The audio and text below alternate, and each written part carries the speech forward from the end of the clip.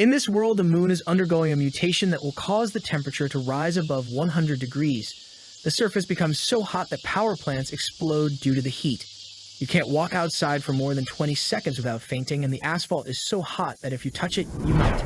With the whole world unable to leave their homes, supplies have become the most valuable commodity. Our protagonist survived for 5 years with his girlfriend. However, as soon as his supplies began to run out, she sent a guy to kill him before everything was depleted. But now, 5 years back in time before it all started, he has the ability to stockpile food and resources. And in this life, he will accumulate 3 billion resources and vows to be the cruelest person to seek revenge on everyone. But at this moment, our protagonist is on the bus, where people are discussing how Mount Fuji has experienced an earthquake that killed dozens of people. And now their city is also being evacuated. The girl in the tight pink dress says they had to leave so quickly that she couldn't even buy supplies. The guy beside her says all the supplies from the surrounding cities disappeared mysteriously, and the other guy with shaved hair says the same thing happened at Donman Lake in Chiangsaen City and also at the Dahunan warehouse. The girl is scared, saying all this must be worth billions. It's at this point that our protagonist from behind everyone says it's actually worth trillions. And the disappearance of so many supplies plus all these natural disasters shows that something is going on. It's good to be alert. The girl asks him if it's the end of the world, while the guy in the green shirt says he's excited. He can't wait for people to be treated equally. But our protagonist thinks that inequality will only increase. Even at the end of the world, there wasn't a day when life was equal. After all, he personally experienced it. In his past life, he was just an ordinary delivery guy, until suddenly the apocalypse began and heat waves hit the whole Earth. The tectonic plates moved and creatures hidden in the core emerged to the surface. The whole world changed overnight, and in this new world, there was a new order. In a society of extreme scarcity, even simple supplies like instant noodles were worth millions, and a sausage was enough to buy any favor. In that world, everyone gave up on normality, and now, after everything that happened in his life, he was reborn a month before it all started. The girl in the pink dress clings to him and says she's kind of scared. Can he calm her down? But he leaves, saying there are more important things to do, leaving her puzzled. Outside the bus, he wonders. In an apocalypse, what's more important? Obviously, supplies and resources. In his past life, he spent all his time searching for them. But this time, he will prepare in advance. He works at this Walmart, and at the moment, the boss is saying he will have his salary reduced. He says it's okay and apologizes, remembering that in the first apocalypse, when everything started, the boss of this place took all the supplies and fled. So now, as compensation, he will take them for himself. He then opens the warehouse, and the system begins to detect all the nearby supplies and sends them to his spatial space. A huge area with a dimension of over 10,000 meters. With this ability, he has been stealing even water from lakes and taking all the supplies from cities that are going to be destroyed. After all, if instant noodles are worth so much, imagine real food. The best part is that time there is frozen, so it means the food stays perfect no matter how long it stays there. Finally, he will have something to eat. The system shows how many resources were acquired in this activation, and he feels that after taking so much, he's finally prepared. At this moment, 3 guys from work enter the completely empty warehouse and ask what happened. Our protagonist reveals that he took everything, and the boss says he has no idea how he did it, but orders the other 2 to get him. But the moment they approach, he takes a step back and mysteriously disappears into thin air. They stand there puzzled, wondering where he disappeared to, while he reappears outside. This is his second ability, Spatial Jump. Using his spatial power, he can teleport up to 3 meters away. With this, he can gather supplies much more easily and escape without a fuss. He tosses his uniform in the air, declaring the collection complete. Then he receives a message on his phone from the authorities warning that the Earth is undergoing strange movements and everyone should be cautious because a disaster could happen. But there's no need to panic. Our protagonist finds this curious since nothing has really started yet and they're already saying this. Does it mean they somehow know the future? At that moment, he receives a call from his girlfriend, Jang Seokyeon. He sighs and answers, and she scolds him, asking how he had the nerve to put their house up for sale. Does he think she'll really stay with him if he sells the house? He needs to be more responsible as a man because even though she doesn't want the house, she's still a woman. And if he wants to prove to her that he's a real man, he should hand over the house to make her feel secure. Su-chen, our protagonist, asks if she has anything else to say.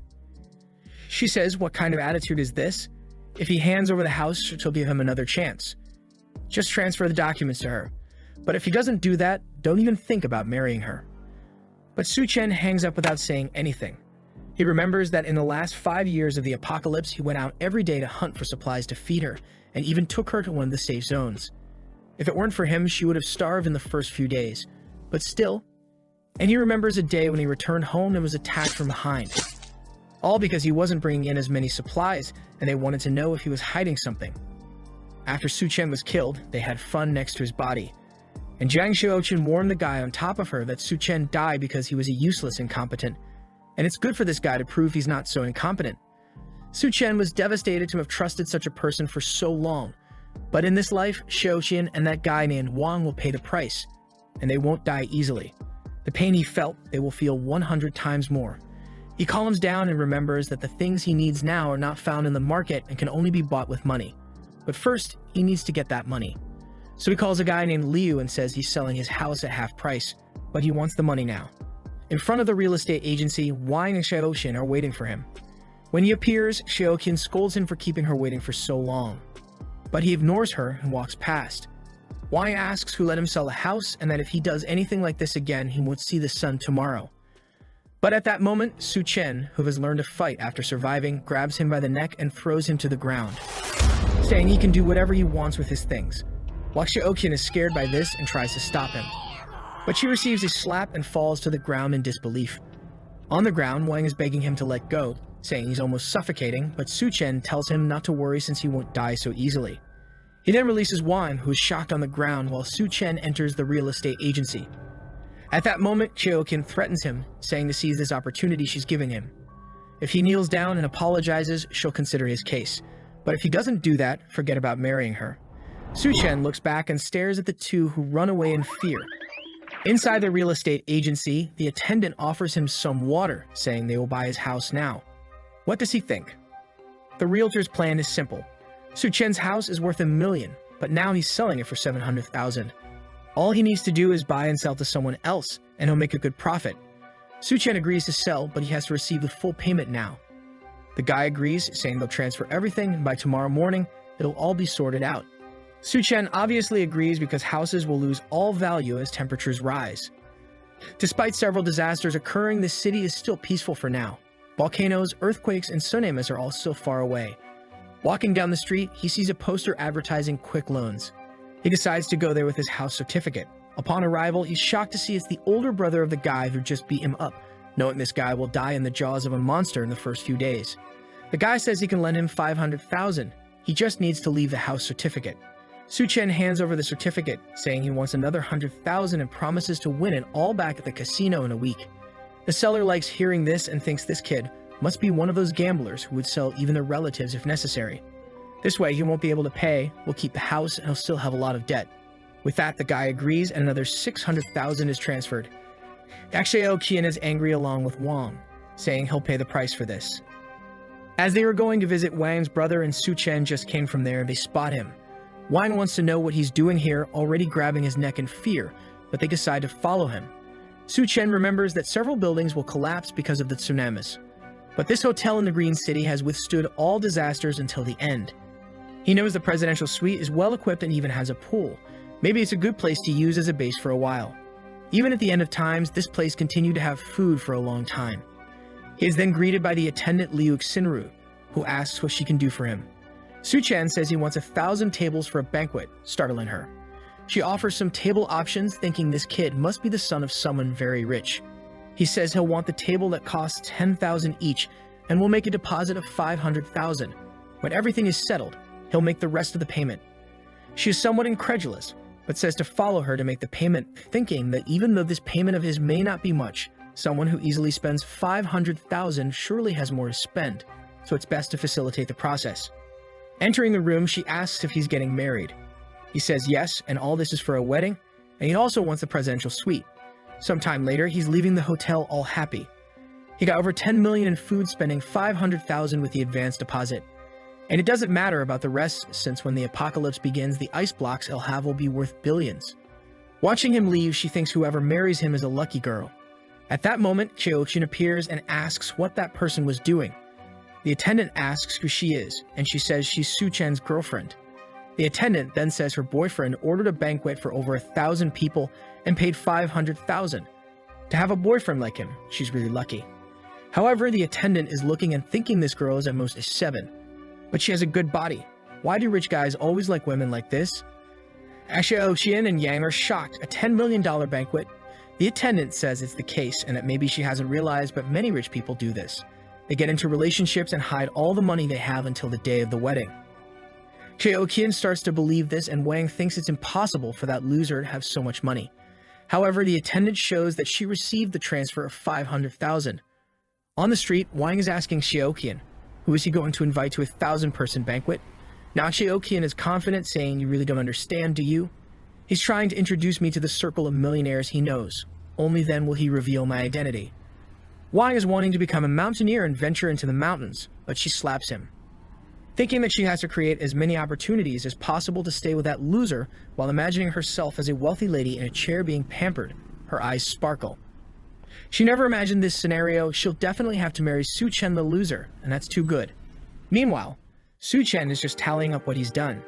700,000 for the house, plus 600,000 loan and 500,000 for the banquet.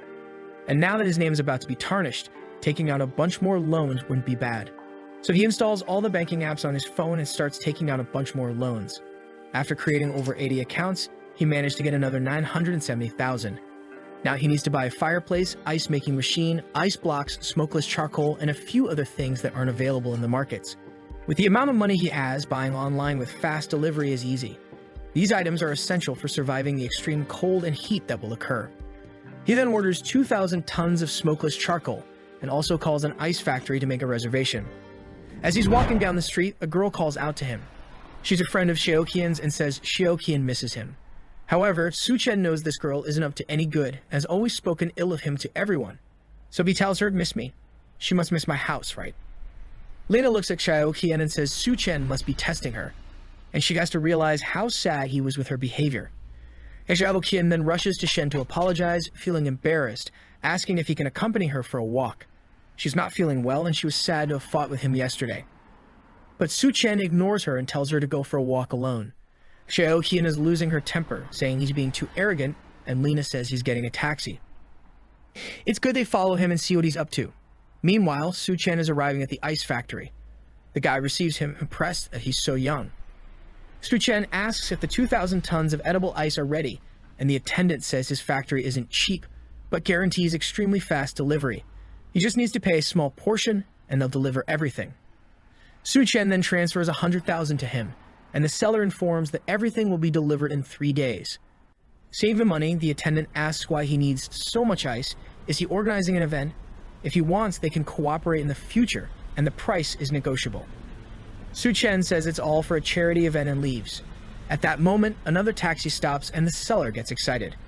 But it's Xiaoqian wanting to know what that guy who just left was doing here. She's asking because he's her boyfriend. The seller is confused. Is this girl playing detective? What's going on here? He says he ordered 800,000 in ice. Both of them are shocked. 800,000 in ice. It's confirmed. He's a millionaire indeed to do something like that. Lena asks, did he tell you what he's going to do with so much ice? The seller thinks and remembers. He said he's going to donate it to charity. Both of them get scared without understanding the reason. The scene shifts to one of the city's fanciest restaurants. In his past life, he never enjoyed anything before everything was destroyed, and even having a coffee was a luxury. Looking at the menu, he sees it's all quite expensive. And on the last page, there's something for 17,000 with a question mark. He asks what it is, and the attendant says it's a special item made by their chef. Su Chen says it sounds good and places the order. He remembers that in his past life, several creatures mutated. Some people thought it was some kind of biological change. But for him, it was just the creatures adapting to the new environment. At that moment, a girl with pink hair comes to deliver his order. She's marvelous and introduces herself as the chef of this restaurant. Su Chen recognizes her as Chef Duanya. During the apocalypse, she became known as the Hell's Chef. She had some kind of magical culinary ability that turned corpses into edible things. And in a world of scarcity, no one could resist temptation. However, the dishes made with mutated creatures always ended up killing people. Seeing his expression, she wonders, does he think that a beautiful girl like me would poison his food? And then she tells him that the dish she served is called Two-Faced Life. It's a meat dish with different preparations on each side. Su Chen tries it and says it's really worth the $17,000, while thinking it would be wonderful to have her at home to cook. Outside, Lena says she heard this restaurant is really expensive. and Xiaoqian says she can't wait to become a rich wife. So Su Chen decides to go to one of the city's most expensive bars, since soon it won't be possible. As soon as he sits down, a bunch of girls surround him asking what he wants to drink. He starts drinking with them, and when he looks to the side, there's a girl sitting there. Her friend says she was betrayed by her boyfriend and came here to have some fun. The girl says her boyfriend didn't even sleep with her and cheated on her with an old woman. Why do all men act like that? Su Chen says it's because men's instinct to reproduce is ingrained in their DNA and mind. Suddenly, she drinks her entire drink and asks if he's single. He's confused, but she approaches and asks if he's interested. At that moment, Xiaoqian and Lina enter the bar looking for him. And at a table in the corner, they see him with the 3 girls. Su Chen tells her they can go up to a room and she seems to agree, so the two rush off. It seems the desire between them is strong. Xiaoqian and Lina shout at him to stop, but the two run to the room, enter, and close the door. He apologizes to her for those two, and the girl timidly says it's her first time. Su Chen feels awkward and flicks her forehead, saying she must be drunk to do something like that. He tells her not to leave the house for the next few days and to stock up on food. She says she understands. And then he says a girl like her shouldn't be in a place like this. With that, he closes the door and leaves, thinking it's a shame, but he won't be able to seize this opportunity. When he leaves the room, Xiaoqian and Lina are kicking all the doors. But he easily leaves, and the next day he receives all the delivery trucks, from the ice, charcoal, to the banquets. Wang is confused in the crowd, wondering why the hell Su Chen rented such a huge warehouse just to receive so much stuff, and now even Xiaoqian is getting confused, wondering what he's doing. At that moment, Lina points out that the banquet from the Green City Hotel has arrived. They're laying out the carpets and organizing all the tables beautifully. Could it be that suddenly a bunch of people will arrive, and you will declare his love for her and propose? Xiaoqian is now all haughty, saying that even if he proposes, she'll still think about his case. They say they need to see his sincerity and decide to go talk to him. She then goes to Su Chen and asks why he's buying so much stuff. And Su Chen says he'll explain later, but can she help him organize everything? Xiaoqian is scared, thinking he's a jerk for making the girl who's about to become rich soon do such hard work. Lina says it must be some kind of test to see if she's qualified to become a rich girl, and at that, Xiaoqian changes her attitude and says she's not that weak type of woman. She knows how to be delicate, but also knows how to work and starts carrying the boxes. But she's dying of anger, saying that when she becomes a rich woman, Su Chen will pay. At that moment, Lina comes to try to seduce him, saying she'll help carry the boxes. In her mind, she's sure that someone as rich as him won't have just one woman, right? As long as she shows a bit of what she has to offer, she might at least get to enjoy a little. Meanwhile, Su Chen is thinking he can't lose free labor like this. After all, with so much ice and tables to set up, they'll need some help. Some time passes and they finally finish everything. Xiaoqian is dripping with sweat and her legs are shaking. She says she's been carrying stuff since morning until now. As soon as she becomes his wife, she'll make sure to take all his money. Lina, lying on the ground, is also finished, saying that the damn guy really made them carry those heavy ice boxes. Xiaoqian says enough of this test, he has to propose to her right away and start the party or the guests will arrive. And Lina says he needs to hurry up because the food is getting cold. Meanwhile, Su Chen gives a good amount of extra money to all the delivery guys who thank him from the bottom of their hearts. At that moment, Xiaoqian comes and asks, Su Chen, don't you have something to tell me? Su Chen says yes, he thanks her for the help, but unfortunately, there's no payment for them, so they can leave now. Xiaoqian is shocked and tells him to stop joking. The guests are already arriving, not to mention there are 1,000 tables. Why doesn't he just reveal that he wants to marry her so they can have a good life? Su Chen looks back and says that's impossible for him. After all, he's already sold the house and accumulated a bunch of debts. Does she really want to marry him? Lina says that doesn't make sense. How can someone with no money buy so much ice? Su Chen says he's only doing all this to help his very rich boss who wants to do a charity project. Xiaoqian loses her temper and anger and attacks him, saying he's been lying to her this whole time. He says he hasn't lied about anything, while she falls to the ground with a monstrous look, saying he's just a poor loser who can forget about marrying her. Su Chen says he's not interested at all, and she angrily leaves, saying he's a bastard and will regret it. When they both leave, he thinks they'll regret it once the apocalypse starts. He then closes the warehouse door to start storing everything in his space. With that, all preparations are finally ready. Back at the hotel with Wang Dahai, the guy he borrowed money from. Wan Hoyu pulls Xiaoqian aside and tells her not to pay attention to that loser Su Chen anymore. She should stick with him all the time anyway. She's gnashing her teeth, saying she's looking forward to his performance tonight. And Wang tells her not to worry, he'll ask his brother Dahai to deal with that guy for her. Yahello thinks that Wang isn't really that bad after all, plus he has his influential brother. He's definitely better than that loser. Just then, Su-chen says she really throws herself at anyone. She's startled and asks what he's doing there, while Wang points at him and tells his brother it was this guy who hit him. Da-hai says he didn't expect it to be this guy here, and Wang asks if he knows that guy. Da-hai explains that this kid borrowed 600,000 from him and has to pay it back by tomorrow. Wang says that's perfect, they can settle these two things. While Xiaoqian is now happily saying she really got rid of a loser, especially one who owes money to Da-hai's brother. Su-chen says it really is impossible to have a good meal in that place, and Da-hai reminds him that the payment date is tomorrow. Why is he here in this hotel acting like everything's fine? Wang shouts at his brother not even to talk to this guy since he hit him. Shinru then appears and asks what's going on and if they can resolve it. Da-hai says if she forces that kid to kneel down and apologize, they can let it slide for today. She then asks Su-chen what's going on. He says it's just some pests bothering him. Da-hai then bangs on the table, saying he was only calm because his payment is due tomorrow.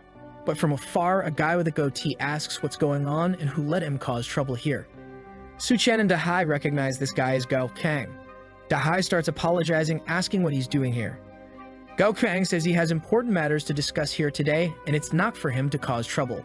Da-hai knows this guy is an entrepreneur, but is involved in various underworld activities, and he has a lot of people under his command, so it's really not good to go against him. And with that, he apologizes, saying he'll come back later. Su-chen recognizes this guy as Skull Crusher, and in the apocalypse, this guy became one of the most powerful forces, and he even had the boss of Hell working for him. Su-chen remembers that this hotel was one of the first places where some people with powers appeared, and maybe he got so strong because of something that will happen here. Gao Qiang stares at him while Su-chen thinks whatever opportunity arises in this hotel, he'll seize it. Sometime later, Gao Qiang is taking Duan Ya to meet someone named Mr. Sun, and she asks what this guy wants to discuss with her. Mr. Sun says he was looking forward to meeting the wonderful Miss Duan and then serves her a drink. Duan Ya realizes there's something wrong with that glass, clearly containing some kind of drug. While Su-chen remembers in his past life he hid in the basement with Xiaoqian and barely survived. He never expected that in this life he would kick her and she would still follow him here. But this is the perfect opportunity for revenge. Looking at the pool where the two brothers are going to refresh themselves, saying that tonight is strangely hot, but it's worth it since the girls will come in bikinis. They then appear and look at the moon, saying it's strangely bright. It's shining as much as the daytime sun. At that moment, Wang declares his love for her, while Su-chen in the room says their love is really about to explode.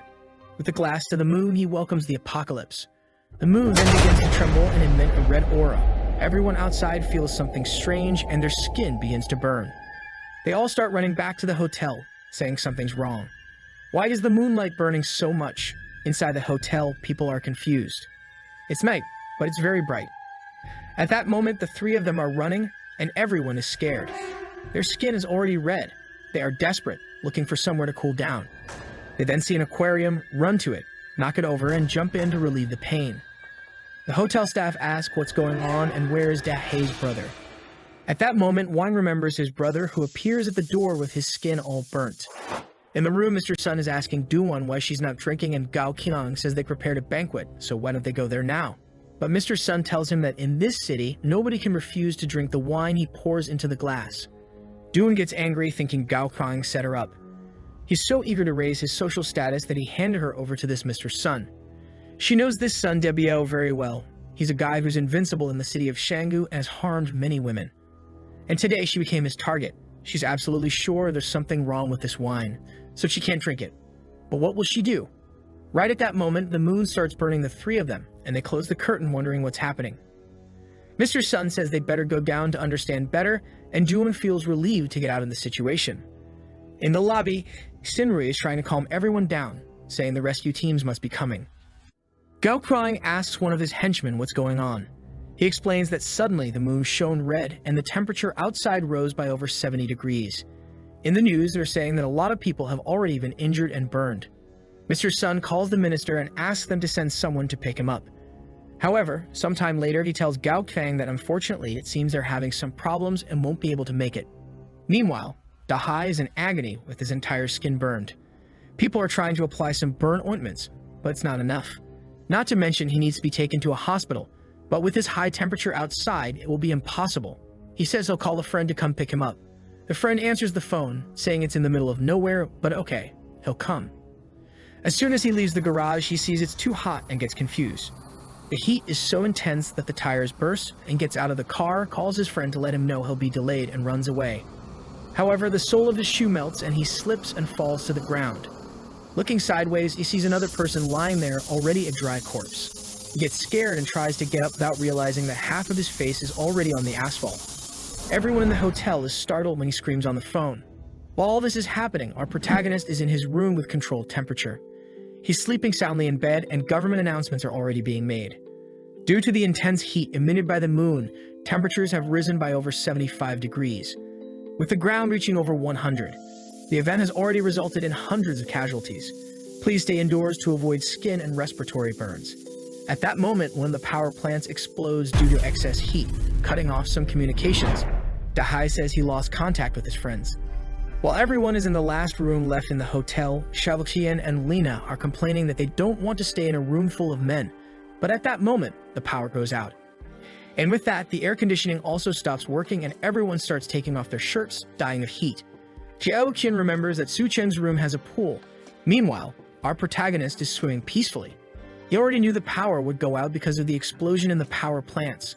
And that's also why he chose a room specifically with a pool, in addition to vertical air conditioners and giant batteries to ensure the temperature.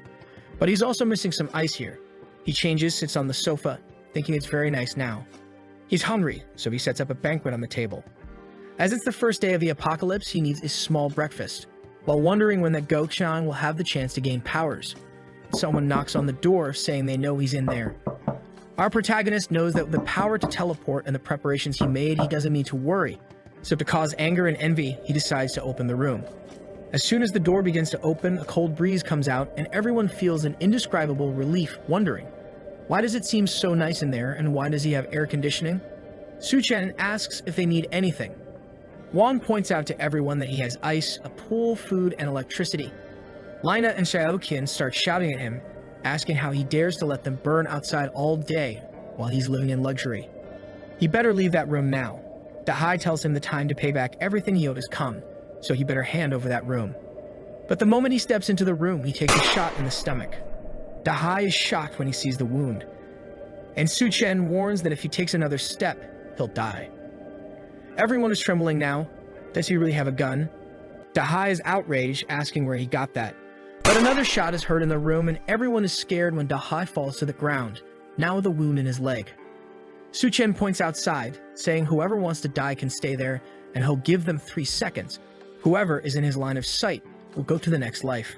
Meanwhile, Gao Chang is talking to Xinru, asking how is it possible for such a large hotel not to have any food. She apologizes, saying they recently had a banquet for over 1,000 people, and the ingredients and food were scheduled to arrive today. At this moment, Mr. Sun, pouring water over his body, commands her to bring all the water and food she has right away. Families start to become outraged by the water waste he's causing, and a war breaks out in the lobby. Just then, Dahai arrives with his injuries, and everyone warns that Su Chen shot someone. Seeing the wound, Gao Chang wonders, is there someone with a gun in this place? Seems like there's a tough guy living upstairs. Xiaoqian then informs everyone that Su Chen's room has electricity, air conditioning, and even a pool. People surround her, asking if she's not lying, if she's sure. She affirms they can believe her. He even has an ice cube and plenty of food. So everyone decides to go to his room. Meanwhile, Gao Chang sends one of his henchmen to take a look as well. Once again, he opens the door, asking what they want, and everyone feels the refreshing cool air touching their skin.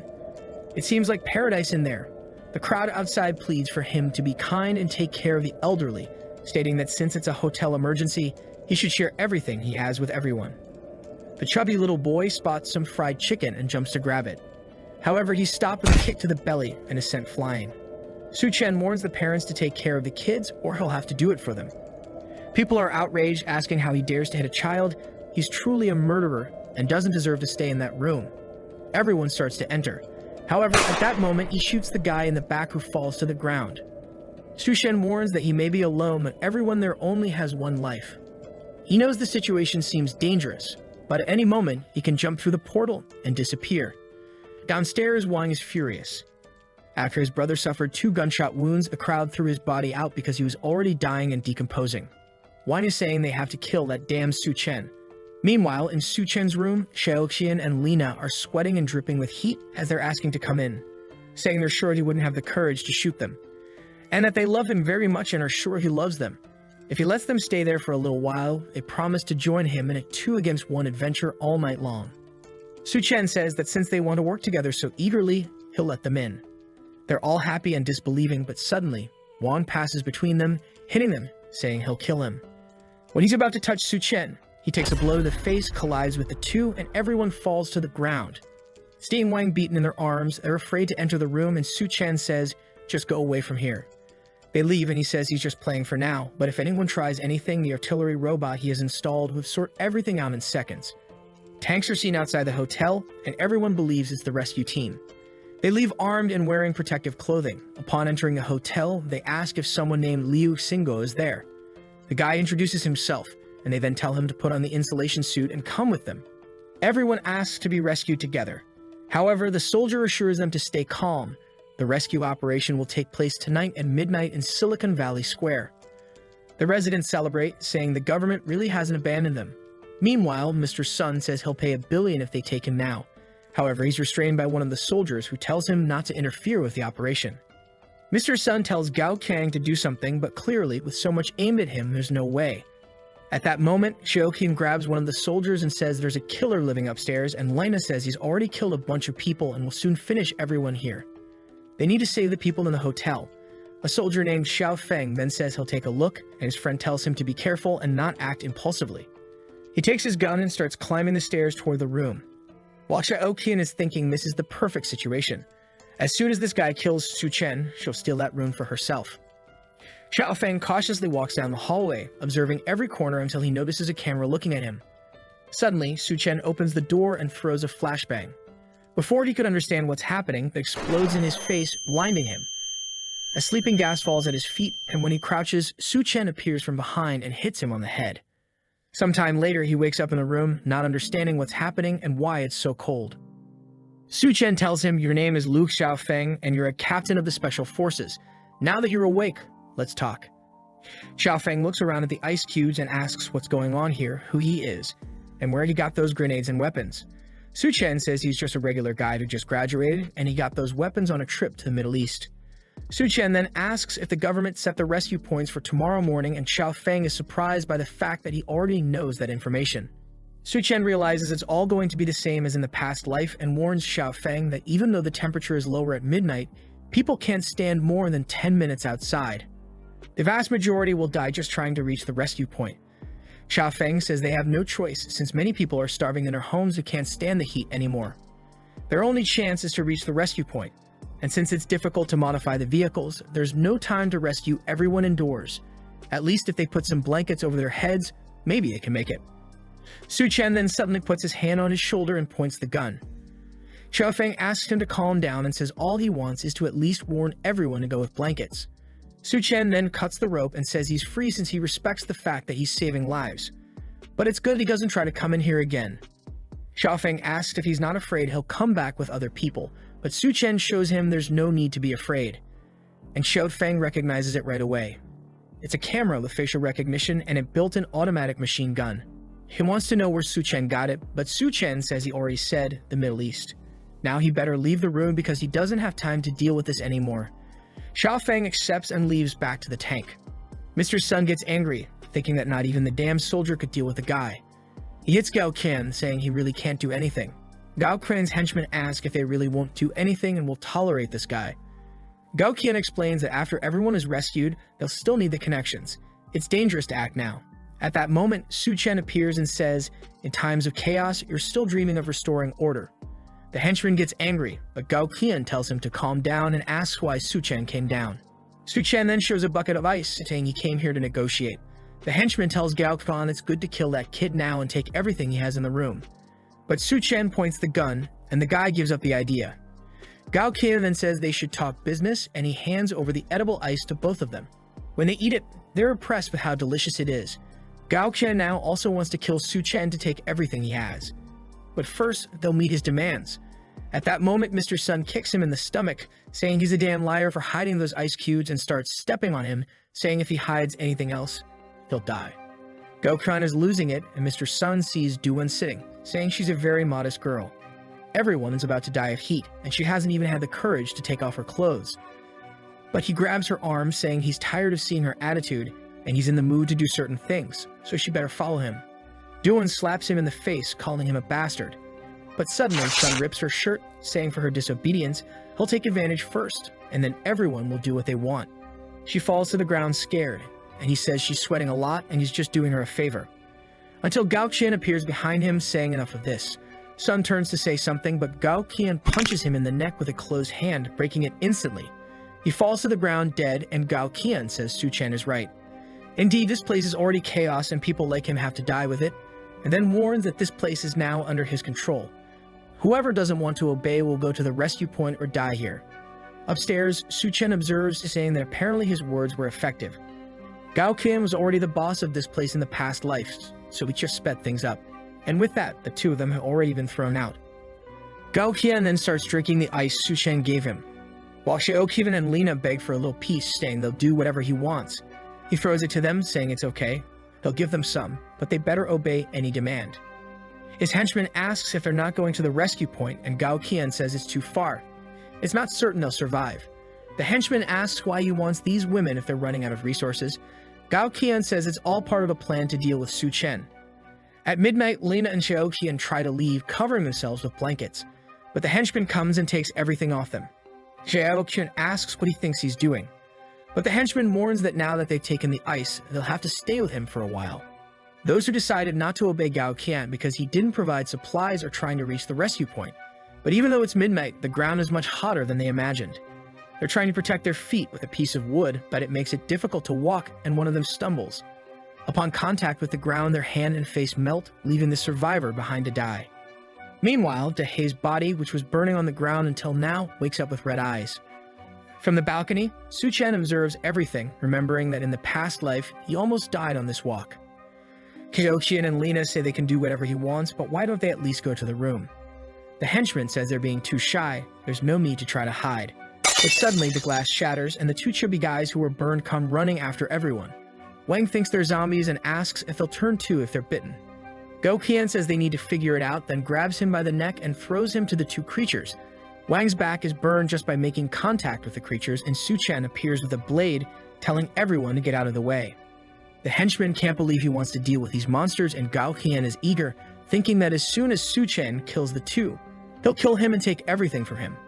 Su Chen knows that bodies exposed to heat turn into zombies, but they don't share any virus. You could say they're more like drought demons. The difference is that these demons retain some memories from their past life. Su Chen stands still, and Mr. Sun passes by him and goes towards Gao Qian. That's because he was killed by him. But Wang Dehei was killed by Su Chen and attacks him. However, seeing this situation, he's sure that the chance for Gao Qian to awaken some powers by killing Mr. Sun. So he goes in his direction and cuts off his chance. A purple crystal comes out of his body. And that's a kind of core that can evolve a human body. He grabs the crystal, jumps back, and pushes Dehei towards everyone. With that, he goes up the stairs and tells them to have fun. Gao Qian grabs the guy on the ground again and throws him towards the creature. Back in his room, Su Chen says these crystals are extremely rare. He puts it in a glass and drinks it since that's the absorption method. The body extracts the energy from the crystal and strengthens itself. His eyes turn red and he starts screaming while all his clothes burn. He falls on the ground on top of an ice block, while in the lobby the drought demon has finished all their water. Now without anything to drink or eat, Lina wants to escape. But the henchman stops her, saying she's not going to run away. At that moment, Lina says they should use Xiaoqian. She was Su Chen's wife, and if they throw her at the door, it's certain he'll open it, and then they can try to steal something from him. The henchman says it's a great idea, and Xiaoqian says she'll help, but she wants to eat meat first. The henchman says there's no meat since the refrigerators have been off for days. Gao Qian looks at her and asks if she wants meat, then he has a solution. They restrain Lina, and he warns her that if she wants to, she'll have to do it. Xiaoqian is shocked, asking if he means they're going to eat her meat. While Lina is trembling, Xiaoqian is going towards her. Lina pleads, saying, "What are you doing? You're not going to do that, are you?" But Xiaoqian goes to her face and says she just betrayed her by talking about her being Su Chen's wife. Since she did that, she deserves it, and then strikes 3 times. Gao Qian and the henchman are even scared to see how she did that without hesitation. Xiaoqian is going crazy, saying that when she's full, she'll go up and drink Su Chen's blood. The henchman looks at Gao Qian and asks if they're really going to do that. Gao Qian says to call the boss Duan quickly, or else they'll dry up. Meanwhile, in the room, Su Chen is jumping around with his new body. Not only is he more resistant to heat, but he's also more agile and strong. At that moment, he sees Duan at the door. Standing at the entrance, she's thinking it's getting crazy down there. She doesn't have a chance of surviving if she stays there, so she has to try her luck and use what's left of her value to get something here. Right at that moment, Su Chen opens the door naked, and she gets scared. She screams and he apologizes, saying it was unintentional. He was excited about some news. In the room, he then tells her that even though he has resources, it's limited, and besides, they just met and he can't accept her just because she's beautiful, right? He remembers that in the past life, she was a very smart woman. Furthermore, she formed a cooperative relationship with Gao Qian.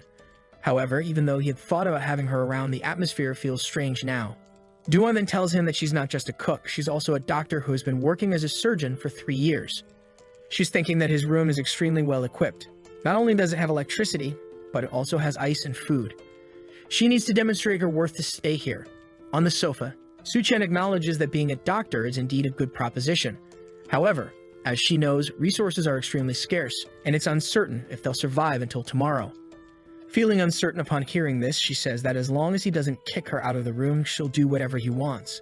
Upon hearing his proposal, Su Chen immediately states that this is her new home. She feels embarrassed, thinking she said that a bit hastily and unintentionally. Su Chen warns her that her only choice is to behave. If he catches her planning something behind his back, their relationship will end. Duan assures him that she understands and will never doubt any of his methods or determination. Su Chen then suggests that she can demonstrate her determination by undressing. She was embarrassed, asking if they were going to start now.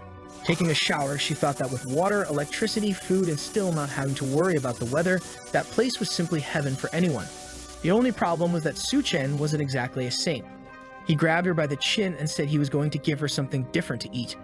After 7 days of starvation, Duan opened her mouth expecting anything she would receive.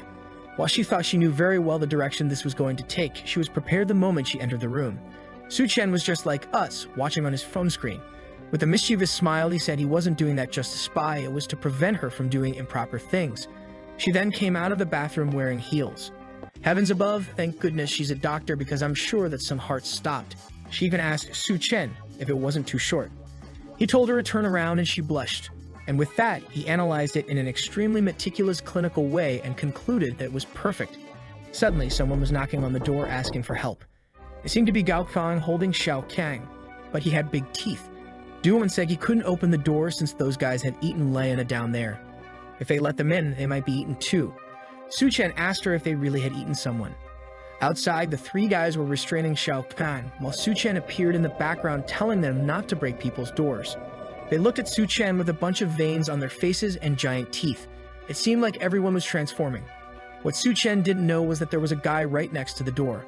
Suddenly, he attacked with Minecraft blade right in Su Chen's face, but he easily grabbed the arm and managed to immobilize the guy. Gao Chang and his henchmen were halfway transformed and couldn't believe he dodged that. Suddenly, Xiao Chang broke free from them and ran towards Su Chen. She reached out for help, saying he needed to save her, but he grabbed her by the neck and clearly she was also transforming. And Su Chen explained that those who consume human flesh in this new world now transform. So clearly she's no longer human to be saved. Gao Fang said it was the end of the world, so it didn't matter if they were eating someone as long as they could survive. And Xiao Kang, even immobilized, said the meat was delicious and her body was filled with energy. She tried to attack Su Chen, saying she was eager to taste him, but she received a kick and was ejected from the door of the room to the other side. It broke even the window, falling outside the building. But she managed to hold on at the last moment and started climbing, saying that Su Chen wouldn't get away so easily. But that's when she noticed it. She was getting hit by the scorching sun and started to burn. Su Chen was calmly with his hand in his pocket, while the 3 thugs ran towards him, saying he couldn't be given the chance to pull out a weapon. But calmly, Su Chen asked why they thought you would waste bullets. Suddenly, one of them jumped in Su Chen's face, saying he was underestimating them too much. And the sneaky guy pulled out the Minecraft weapon and said he likes to waste it, and he hit the guy right in the head. Even though they were monsters, they kept their consciousness, so they came up with a plan to spread out and attack him from all directions. While Su Chen finished off one coming from the front, the other thug was already above on the ceiling. Warning that not only were they faster, but their reaction time was also much better. With one attacking from each side, he took advantage to go over and warned Su Chen. that it was the end for him. He was confident that with a punch he would finish the boy and steal everything he had. But Su Chen jumped and caught him halfway, asking if he had finished talking. And with that, they both fell, with Su Chen smashing his head on the ground. Another Minecraft blade came for him.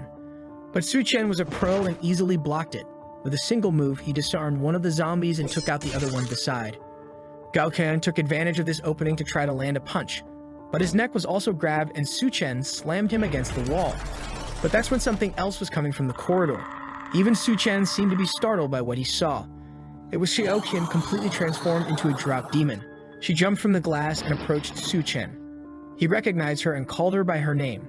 Seeing the transformation, he said she transformed too quickly, so apparently her dependencies are deep. As he finished off Gao Qian, he said since she wouldn't disappear, he would finish her off again. And with that, Gao Qian was lifeless. Transformed Xiao Qian let out a monstrous scream. Inside the room, Duan was getting impressed. I'm also very impressed with her, goddammit. Saying that Su Chen was too incredible, he was dealing with the entire Gao Qian gang alone. But seeing that creature in the corridor, she knew that was much more dangerous than the others. She knew that if she wanted to stay by his side for a long time, she couldn't be a burden to him.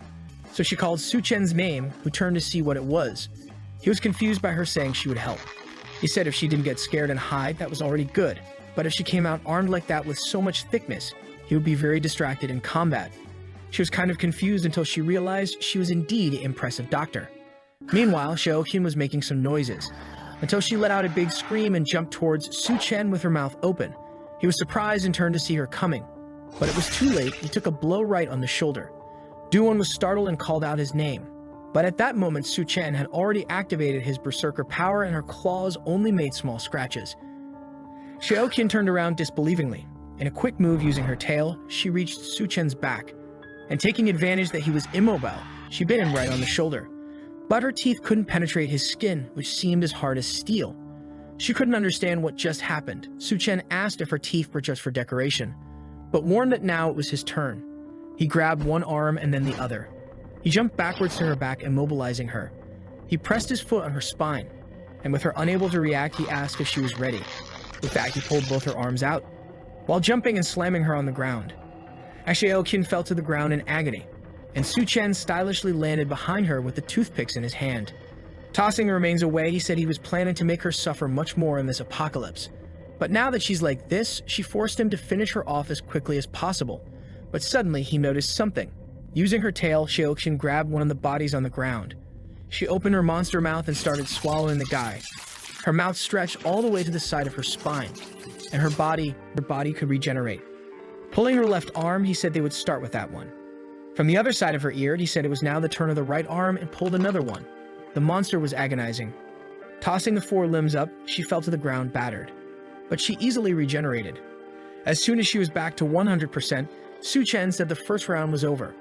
But she'd better get ready because the second was about to begin. From the room, Duan watched everything, the rain of limbs being thrown everywhere, while Su Chen kept finishing her off. She regenerated once again, and it was time for the third round. He continued removing each of her limbs and the tail. And with that came the fourth round, the fifth round.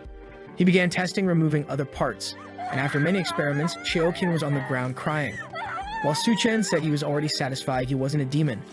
But the little humanity left in her made her ask why she was being treated like this. Su Chen didn't like that question, especially because he remembered very well what she did to him in the past, when he did everything for her and was stabbed in the back. And then he went to step on her, saying it was revenge. And with one step, it was the end of Xiao Qian. Disbelieving and scared of what she saw, Duan asked if he was okay and if he was sane. But Su Chen ignored her question and only wanted to know if she was ready. Amidst that chaos, she was confused and asked ready for what. Su Chen approached her from behind and said he had been so heroic now. Shouldn't she reward him? Duan seemed to agree because she only asked if it would be right there. In another part of the city, at a rescue point, someone said the temperatures seemed to be normalizing. With open hands, this person wondered if it was the end of the apocalypse, when suddenly Xiaofeng appeared a little embarrassed, calling for the captain. He warned that there was a crowd of survivors approaching the rescue point, and the captain took a look. With short hair and carrying 3 giant weapons, she observed what was coming. They weren't survivors, but zombies that had already been transformed into drought demons. As soon as the captain noticed this, her pupils contracted. The demons began to run towards them, and she warned to evacuate all civilians from that place.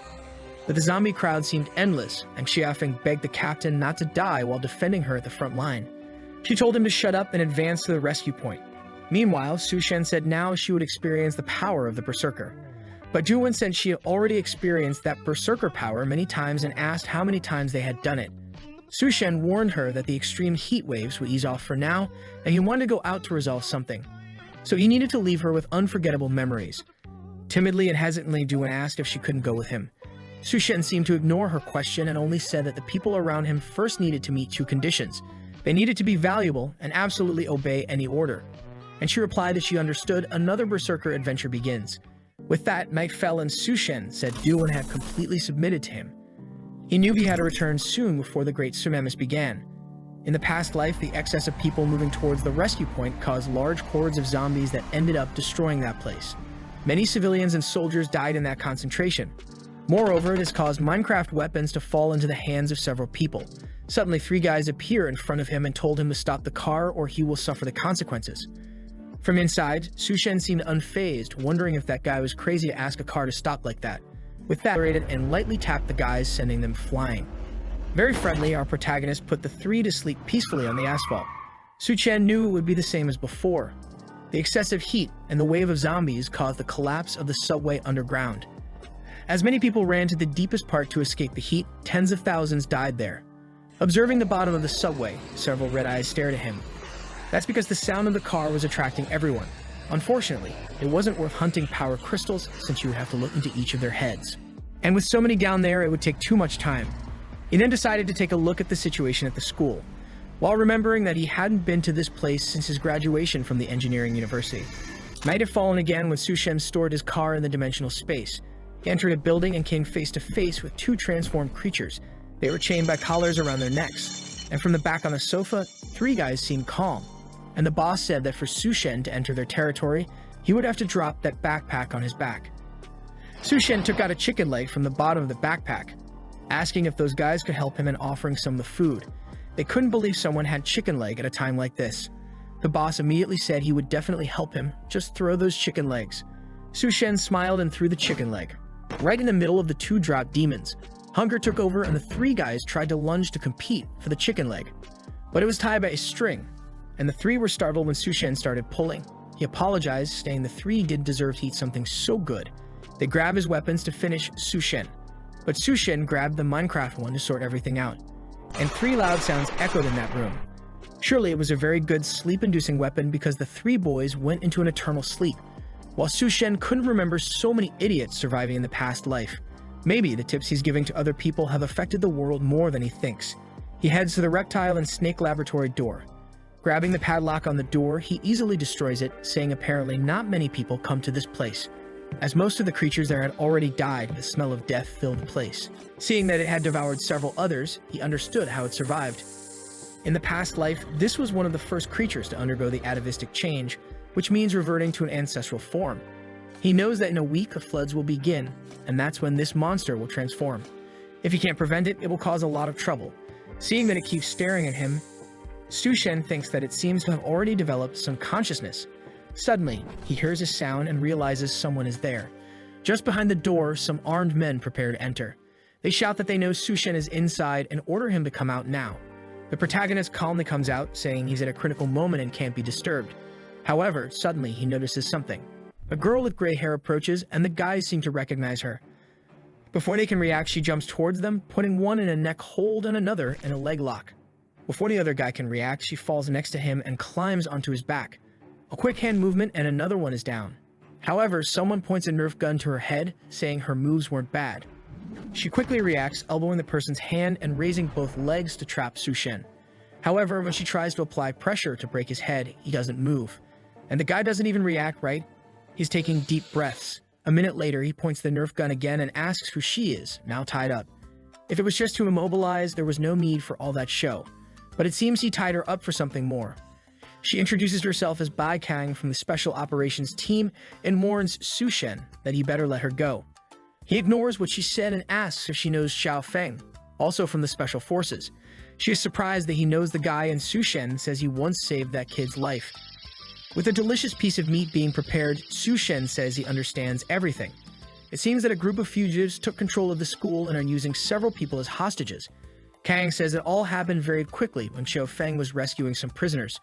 Calmly eating his meat, Su Shen says that if that's the case, it's not her fault. She says that now with these powers, those people are nothing to fear. However, she wants to know when she will be freed from these ropes.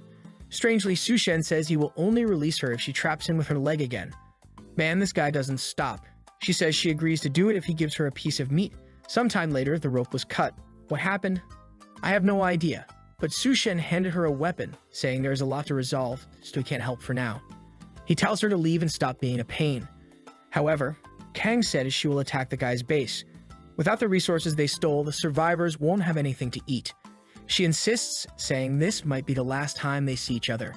Hearing that the guys have several supplies, Su Shen tells her to wait.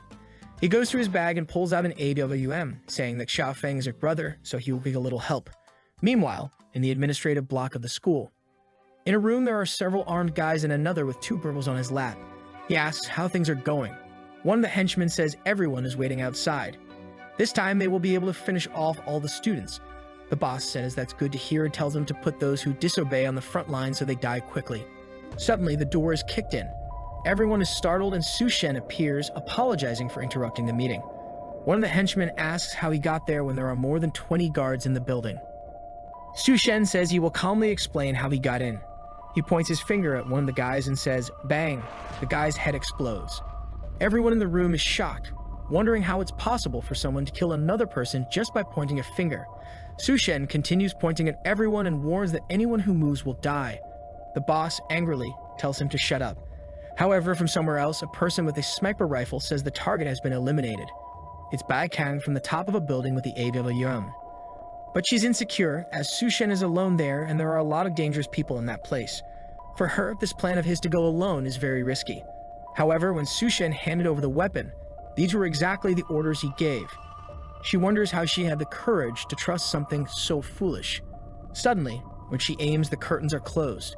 She screams to Su Shen, asking what's happening and why the curtains were closed. She hears that the people in the room seem to have figured out it was a sniper doing the job. She runs out now, sure that her location has been discovered. She runs down the stairs, hoping Su Shen is okay, running desperately while hearing in her earpiece that they are sending people to kill him. The poor girl is almost losing her mind. She bursts through the door, saying she's here for revenge. However, the henchmen are all on the ground as Su Shen is holding the boss by the neck. He warns that there are no supplies there. He rummages through his inventory while the boss says it's better not to kill him. If he does, he will be hunted by the rest of the group. Su Shen gives him a chiropractic session and cracks his neck, saying not to worry because everyone will join him soon enough. Bai Kang asks if he really did all that by himself. Su Shen says he's been exercising a lot. He says there are no supplies left there. She is confused and wonders if someone else got there before them and stole everything. Obviously, there are no supplies in that room because Su Shen has already stored them all in his dimensional space. He thinks he'll only share with others if he's sure how they'll act. He then says it's time for them to go to the girls' dormitory. She asks why specifically theirs. Su Shen says he got this information from the boss. However, in that same room among the hanging bodies was a girl who had just transformed. A bald man with a bever appears, saying that the damn girl was causing trouble again. He wonders if she's still alive. He approaches the tied-up girl and says it's a shame if she's dead. With that, they drop her to the ground. The guy says that Sister G has been pretending to be captured for several days and asks if she has found what she's looking for. She says she's very shaken because she almost died and needs some comfort from the Steel Fang. The guy says if that's the case, he'll help. He caresses her back with the whip. He asks how she's feeling, and she says she's much better now. He says that apparently she must have seen everything and asks who took his supplies. She warns that the guy was a demon, and he says he'll make him pay. Ji then reveals that the guy's name was Su Shen. After saying anything, a tooth falls into her hand and she asks how he dared to do that. However, strangely, everyone is against her, saying she's been monopolizing everything in the dormitory for a long time. They say it's good to kick her out of that place. Su Shen says she seems quite infamous around here. She yells at him, saying she'll find her father and make sure everyone there dies. Seeing the girl leave, Bai Kang asks if it's okay to let her go like that. Su Shen says she's going to find her father and asks if she wants to stop that. As Fan King is leaving the school, cursing Su Shen and saying he should be beneath her, a hand grabs her from behind. It was this Steel Fang asking where Su Shen was. The protagonist was leaving as he was going to let the army handle the evacuation, since the most important thing was to kill the Golden King Cobra as soon as it mutates. After all, it had the ability to manipulate water, which would be very useful for him. Suddenly, Sushin heard someone calling his name and asking for help. He recognized it as Fang King's voice and wondered what she was doing. However, he found her hanging by a rope and questioned if she had found her father so quickly. The guy in the background introduced himself as the Steel Fang from the Evolution Federation. He told Sushen he thought he was a more powerful die. Xiaofeng and Bai Kang hear a loud noise.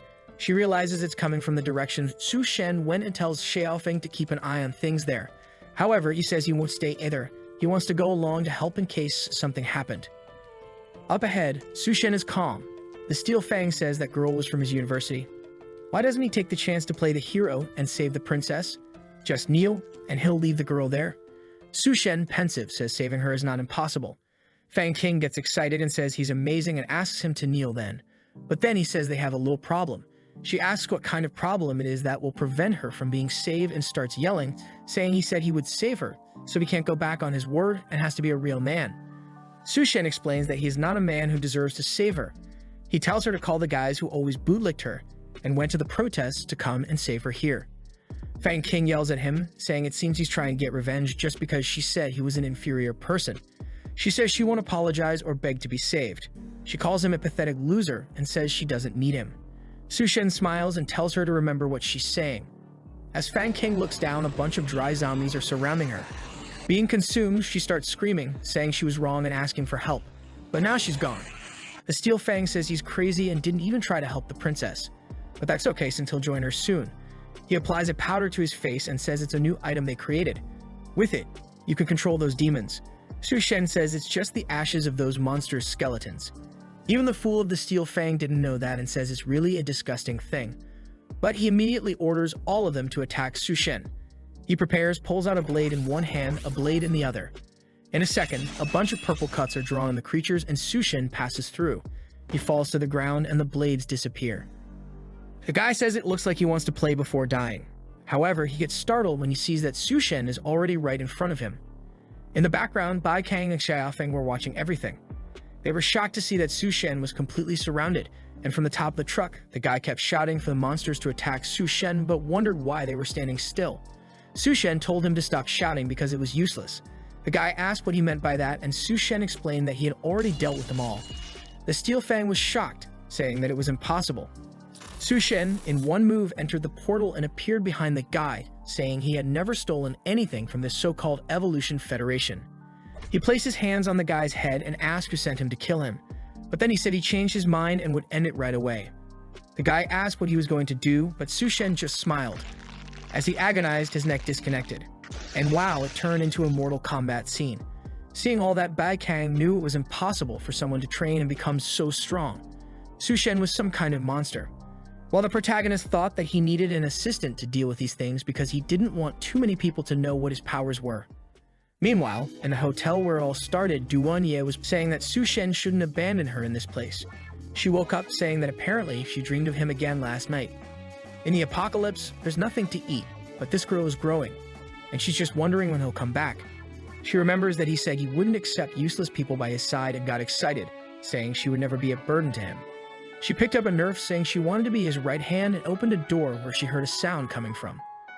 There was nothing in the room, and she found it strange, when suddenly she felt something and her pupil contracted. A dry demon was right behind her. She leaned back, wondering when that monster appeared. However, she bumped into the table and was blocked. At that moment, she remembered she had the gun and went to grab it, but she hit the chair. The Nerf fell from her hand and rolled across the table. The dry demon came to bite her. She closed her eyes knowing it was over, but strangely, the creature seemed to bite the chair. She moved to the side, wondering what that monster was doing. Realizing it seemed to be smelling her, she guessed it couldn't see. The problem was that she was too close, and if she made a sound, she would be attacked. She tried to grab the Nerf she had dropped on the table. It was her only chance to end it. But she hit her head, and the monster seemed to notice something. It came to bite. She remembered Sushen had warned that he wouldn't keep her around just because she was pretty, and that inside every monster's head was a crystal, and he didn't like useless people. With that, she told herself she wasn't useless and stomped on the monster's eye with her heel. The tip got stuck. She tried to resist so the monster wouldn't come closer. But as soon as her foot came out, the creature grabbed her by the ankle. Doon got angry and stomped on the other eye with the other foot. With that, the monster fell to the ground.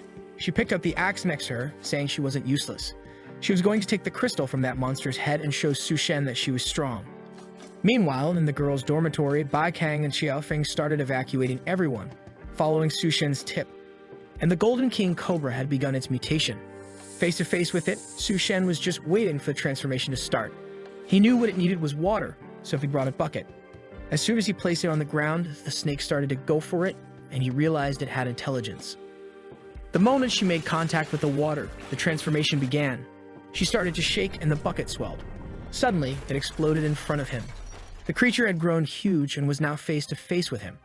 Su Shen realized she had become much stronger just with that bit of water. It would have been extremely dangerous if he had let the floods come. He drew his blade and warned that if she submitted, he would consider making her a pet. But suddenly, she flew toward the window.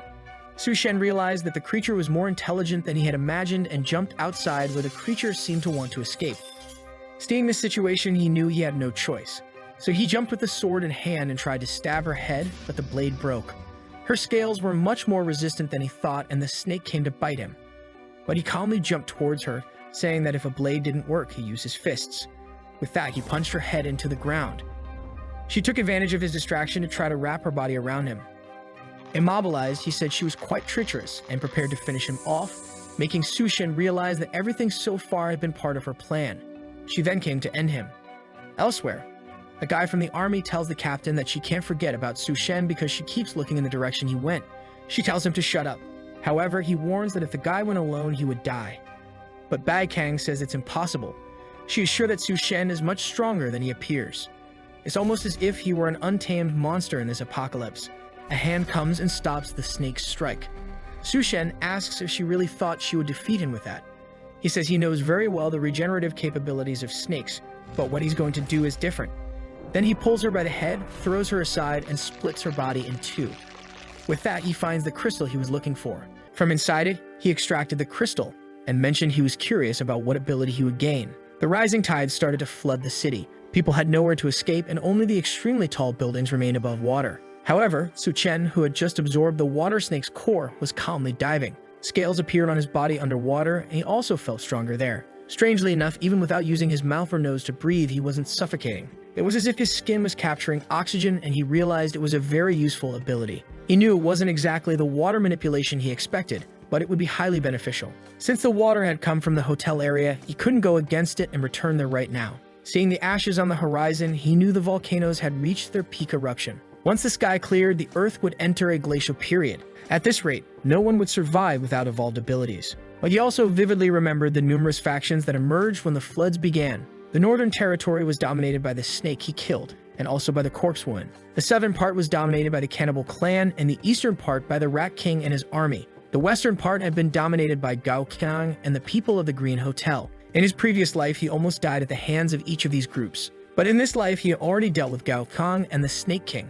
The goal now was to gather more cores to take down the remaining enemies. The problem was that the Devara clan had a very large population, and the Corpse Queen hid so well that it was practically impossible to find her now. He remembered that the rat plague started at the university, so their king must be there. Seeing that he was surrounded by zombies in the water, he realized he had relaxed too much. On top of a nearby antenna, two guys were trying to climb up, wondering how the waves had arrived so quickly. Then the bald guy looked back and warned that someone was swimming toward them. His friend said it was impossible, but then he noticed. Indeed, there was a guy who wasn't drowning or being swept away. However, knowing how unstable that post they were on was, the guys decided that if this guy came closer, they would kick him back into the water. But the bald guy warned to be careful because a lot of things were following him. That's when they saw the legion of zombies following Su Chen. They realized he was coming their way, so they shouted that they were from the Evolution Federation and told him not to approach. Hearing this made our protagonist interested. Immediately, he jumped out of the water toward them and kicked the bald guy, sending him into the water. The poor guy was falling, but his friend managed to grab his arm.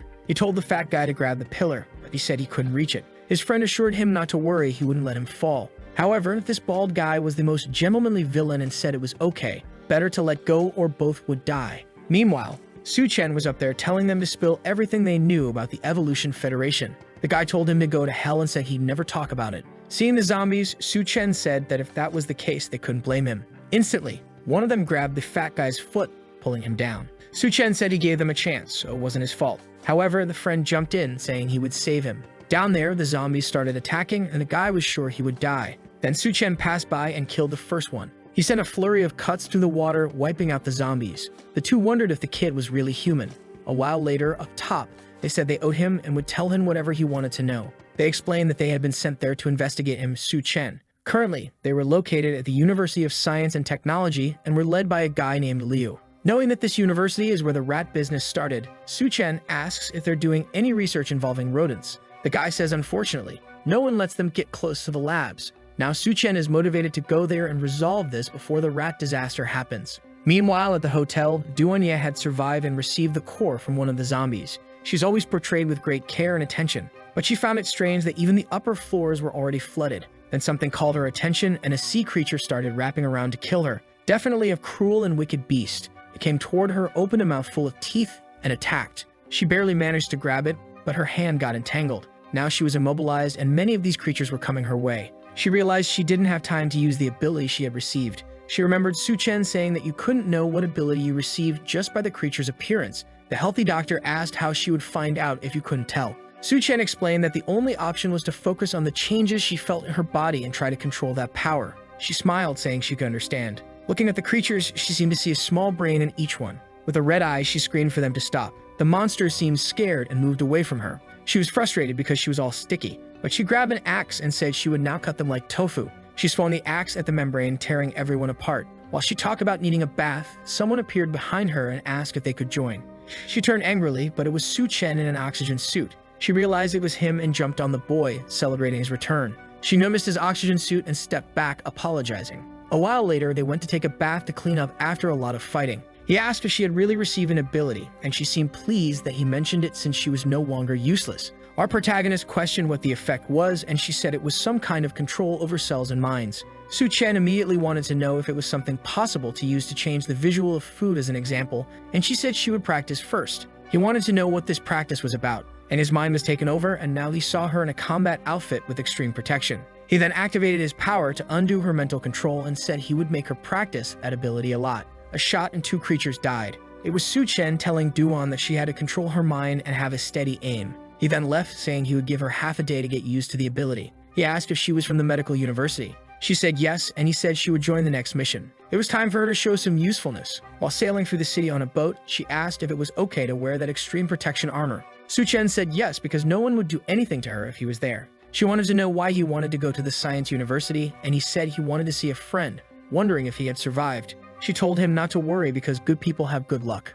A while later, she notified him they had arrived. The place was barricaded, but she said that was the science university. Su-chen noticed something that a guy appeared on the wall and shot at them. Our guy protected her, and from the top of the wall, someone asked what they were doing there. Su-chen wanted to know where the mutant rat that was supposed to be born in that place was. He said he wanted to join the Evolution Federation and asked them to open the gate. The chubby guy said the rabbit girl could enter, but the guy had to disappear. However, Duan showed a plate of smoked pork and asked to let them in. Immediately, the chubby guy went crazy, saying it was impossible for such a thing to exist in this world. He ordered the men to open the gate now because they hadn't seen meat in a long time. So they entered with the boat. The guys approached the dock demanding the meat immediately. While they argued over who would eat, Duan's eyes were red. The guy thought he was eating roasted pork when it was actually a zombie's arm. They are then led along the way with the guy explaining that everyone helps each other in this base. The first floor is for children, the elderly, and those who are otherwise useless. But they would be going up. Suddenly, a child bumps into someone and falls to the ground.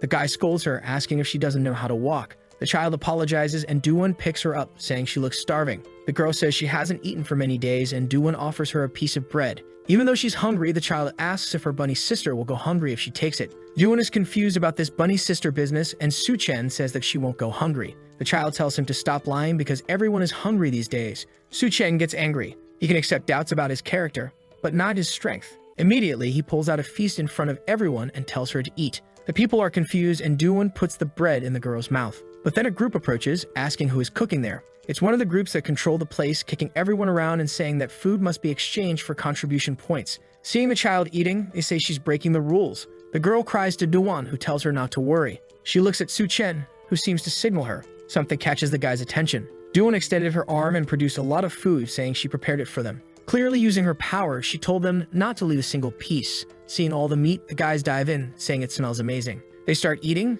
saying it's so good it makes them want to cry. One of them turns to Duan and says she is kind and won't be punished, but the guy next to her won't escape. Su-chen asks how they will punish him. The guy then calls out and 2 chain zombies appear. He warns that Su-chen's punishment will be to fight these monsters. Su-chen recognizes these guys as the ones he saved at the post and wonders what's happening. The little girl also seems to recognize them and asks what happened to her brothers. She orders them to release them, asking why they do this to people. While eating the meat, the guys say it's their fault for not completing the mission they were given. That's why they were kept just for some fun. But now that everyone knows each other, things have gotten even more interesting. He warns that if Su-chen loses, they'll throw the child and the 2 guys into the sea to become food. Su-chen starts to notice that the guys don't seem transformed but are under the influence of something. Then the guy orders them to attack. The chains are released and they attack Su-chen, but he just extends his hand and hits the first one's neck. A slap to the other's face and both fall to the ground. The child calls for her brothers, but Duan assures her they are okay and there's no need to worry. The guy eating gets angry, saying it was a waste of 2 medicines.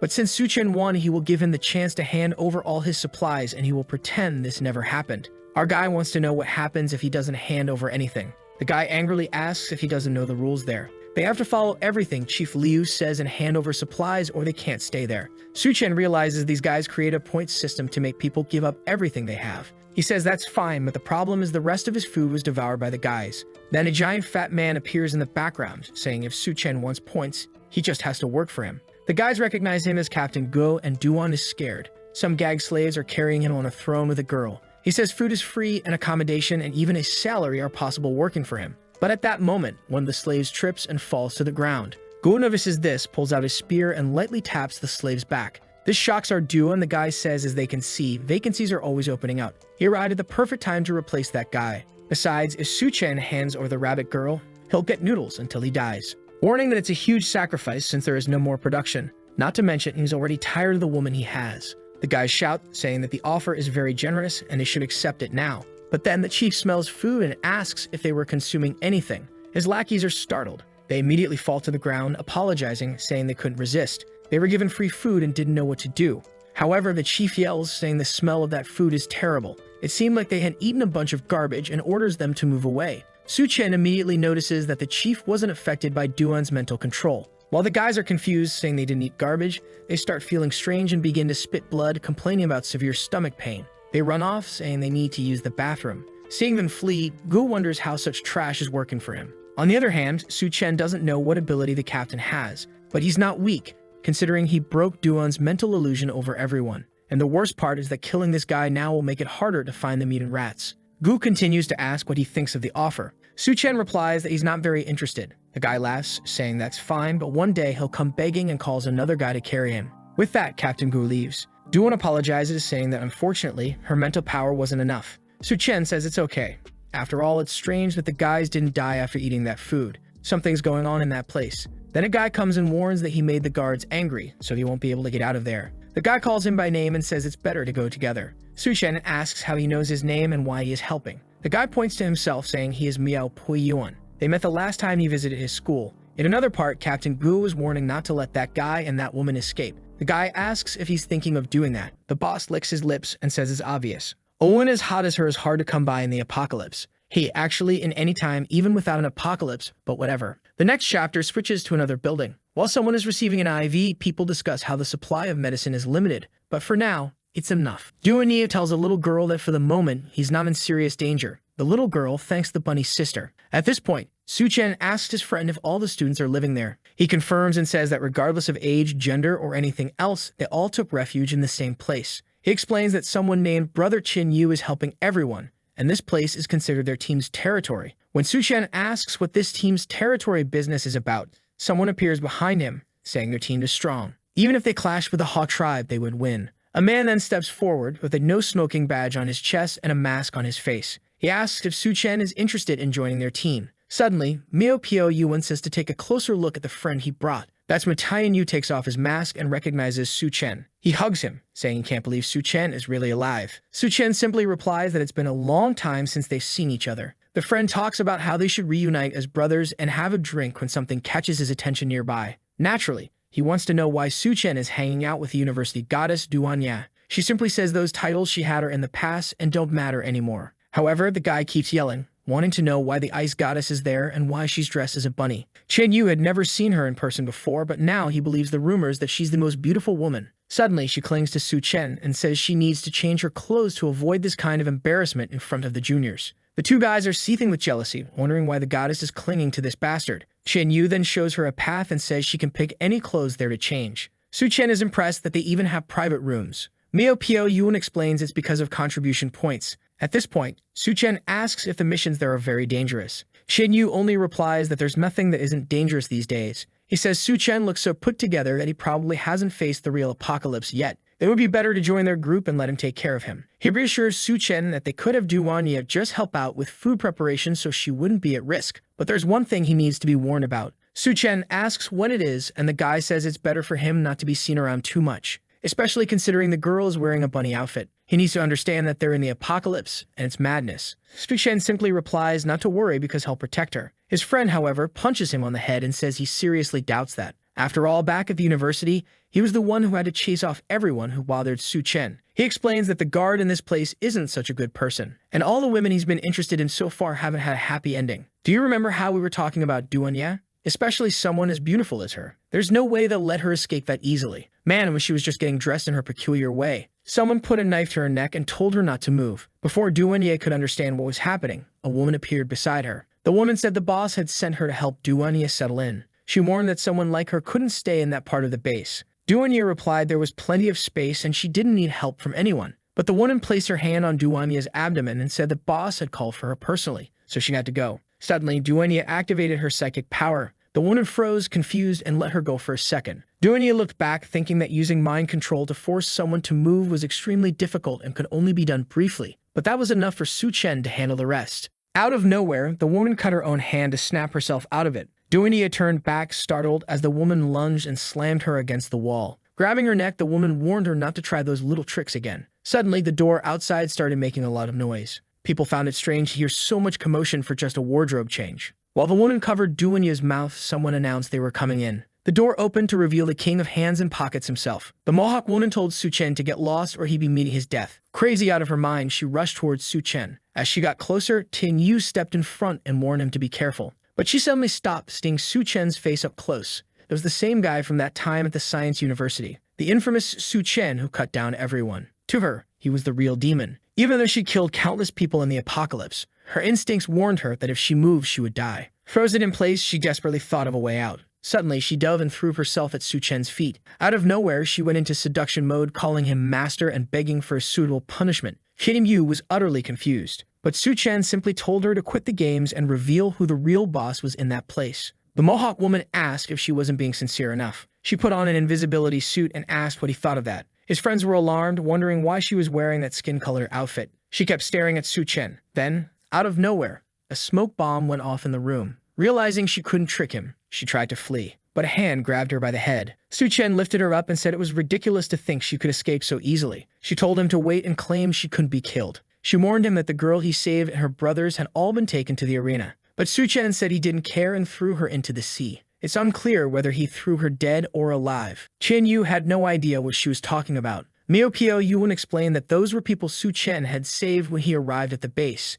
Now they had to figure out how to rescue them so they wouldn't be killed by those rats. Su Chen seemed confused about the rat business. He immediately said he'd handle it, while his friends tried to calm him down. Poor bunny-tailed girl didn't even have time to change clothes. In another part of the base in the middle of an arena, someone announced that the two brothers had failed their mission, and the sentence was death. Captain Gu said that if they entered the arena, he might consider giving them a second chance. The captured brother told Xiao Mei not to believe him, but the little girl, holding a branch, said she wouldn't give up. She asked if he would really release her brother. Gu said yes as long as she managed to survive. As the gate rose, a giant rat appeared behind her. The second she turned around, the creature was already lunging for a bite. I thought Su Chen would save her in time, but she was already bitten by the leptospirosis rat on her arm. In the midst of it all, she remembered her brother showing her some mushrooms he found. They both commented on how dangerous it was since they didn't know if they were poisonous. The bearded man ate one, saying if he didn't die, then it was fine. But suddenly, his spirit left his body, and they realized the mushroom was definitely dangerous. The two decided to leave and earn contribution points to get food for her. They told her to stay safe and not get into trouble because they'd be back soon. But at that moment, the two were about to be executed. They told her not to worry about them. Captain Gu simply told them both to shut up.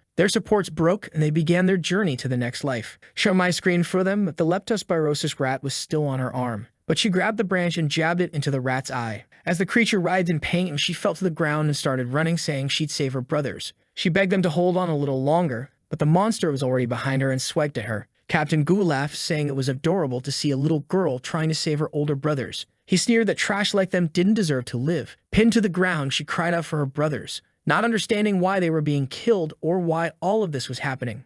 Xiao Mai was on the verge of giving up, pleading for someone to save them. That's when Su Chen delivered a brutal blow to the rat's head, making it vanish into thin air. She was startled, and Chun Yu already sensed that this would stir up a fight. Captain Gu, on the other hand, couldn't fathom how the young man killed the creature so easily. Su Chen simply asked if this was what everyone was so afraid of. One thing he did notice, however, was that this creature, unlike others, didn't have any crystal. Captain Gu then smirked and said it seemed Su Chen was really looking for death. Behind the gate, there were more creatures waiting. Meanwhile, Su Chen's friends had rescued the little girl's brothers. They thanked her, saying it was her attempts that kept them alive long enough to be saved. A bit embarrassed, she replied that it was Brother Su Chen who saved them. At the same time, it seemed like the Mohawk girl Ji was talking to a scientist. She asked if this was the guy who would solve their problems. The scientist confirmed, saying that using that person's genes that could undoubtedly stabilize the apocalypse genes. He explained that the rats they had created used the most advanced technology they had. They were extremely fierce, and if the boy died there, he wouldn't deserve to be their experimental subject. But in just an instant, Su Chen slashed through each of the creatures. The bearded man and the brother couldn't believe how easily he killed them. Captain Gu began to realize the boy was far more complex than he had anticipated. Su Chen, however, remained puzzled about why these creatures didn't have any crystals. Suddenly, a cough came from the loudspeaker. Someone called for the attention of the entire base. It was the scientist who announced that the man in the middle of the arena was the perfect material they needed for their experiments. He ordered Captain Gu and Qian Yu to capture him. The big man smirked and said that now the boss had spoken, the boy's end had come. Finally, the scientist added that it didn't matter whether Su Chen was captured dead or alive. Miao Piao Yuan told Duan Ya that it would be best for them to escape because everyone was about to die. But she replied that she wouldn't leave as long as Su Chen was still there. Captain Gu then mentioned that he was certain Qian Yu was friends with Su Chen, but he reminded Qian Yu that they were only surviving the apocalypse because of the boss, so he advised him to choose the right side. Su Chen looked at Qian Yu and asked what the big guy was talking about. Qian Yu explained that the scientist speaking was Liu Hyun. Since the beginning of the apocalypse, he had created a drug that made people stronger. That's how he managed to take control of the entire university. The problem was that the drug essentially traded health and lifespan for strength. As soon as they stopped taking it, they became weaker than regular people. Su Chen asked his friend if he would come with him if he had a solution, but Qian Yu responded regretfully that at the moment, he had no choice. Captain Gu began laughing, saying he never thought he'd see brothers turn on each other. He declared that time was up since the boss was waiting. He lunged at Su Chen, saying it would all end quickly. That's when someone declared that today would be different. It was Qian Yu who kicked the big guy in the face and said he'd make the wrong choice today. The captain fell, his bald head nearly bursting with rage. He screamed, demanding to know how the bastard dared to betray the boss. Qian Yu replied that he didn't care about that damn boss. Since he was only being controlled because of the drug, he had nothing left to lose, and if he died, he died. Betraying his friend would have been far worse. Su Chen was impressed by the camaraderie. Qian Yu declared he would fight them to the death. He then charged at the captain, who said that if Qian Yu wanted to die so badly, he'd help him out. But Qian Yu retorted that he wasn't enough to make that happen. He unleashed a barrage of punches in true JoJo fashion, but the captain didn't seem too shaken. He revealed that the boss had always suspected Qian Yu would betray them. That's why he was given the level 1 drug. This was something Qian Yu had never heard of. The captain explained that his fat cells were actually the strongest level 2 defense.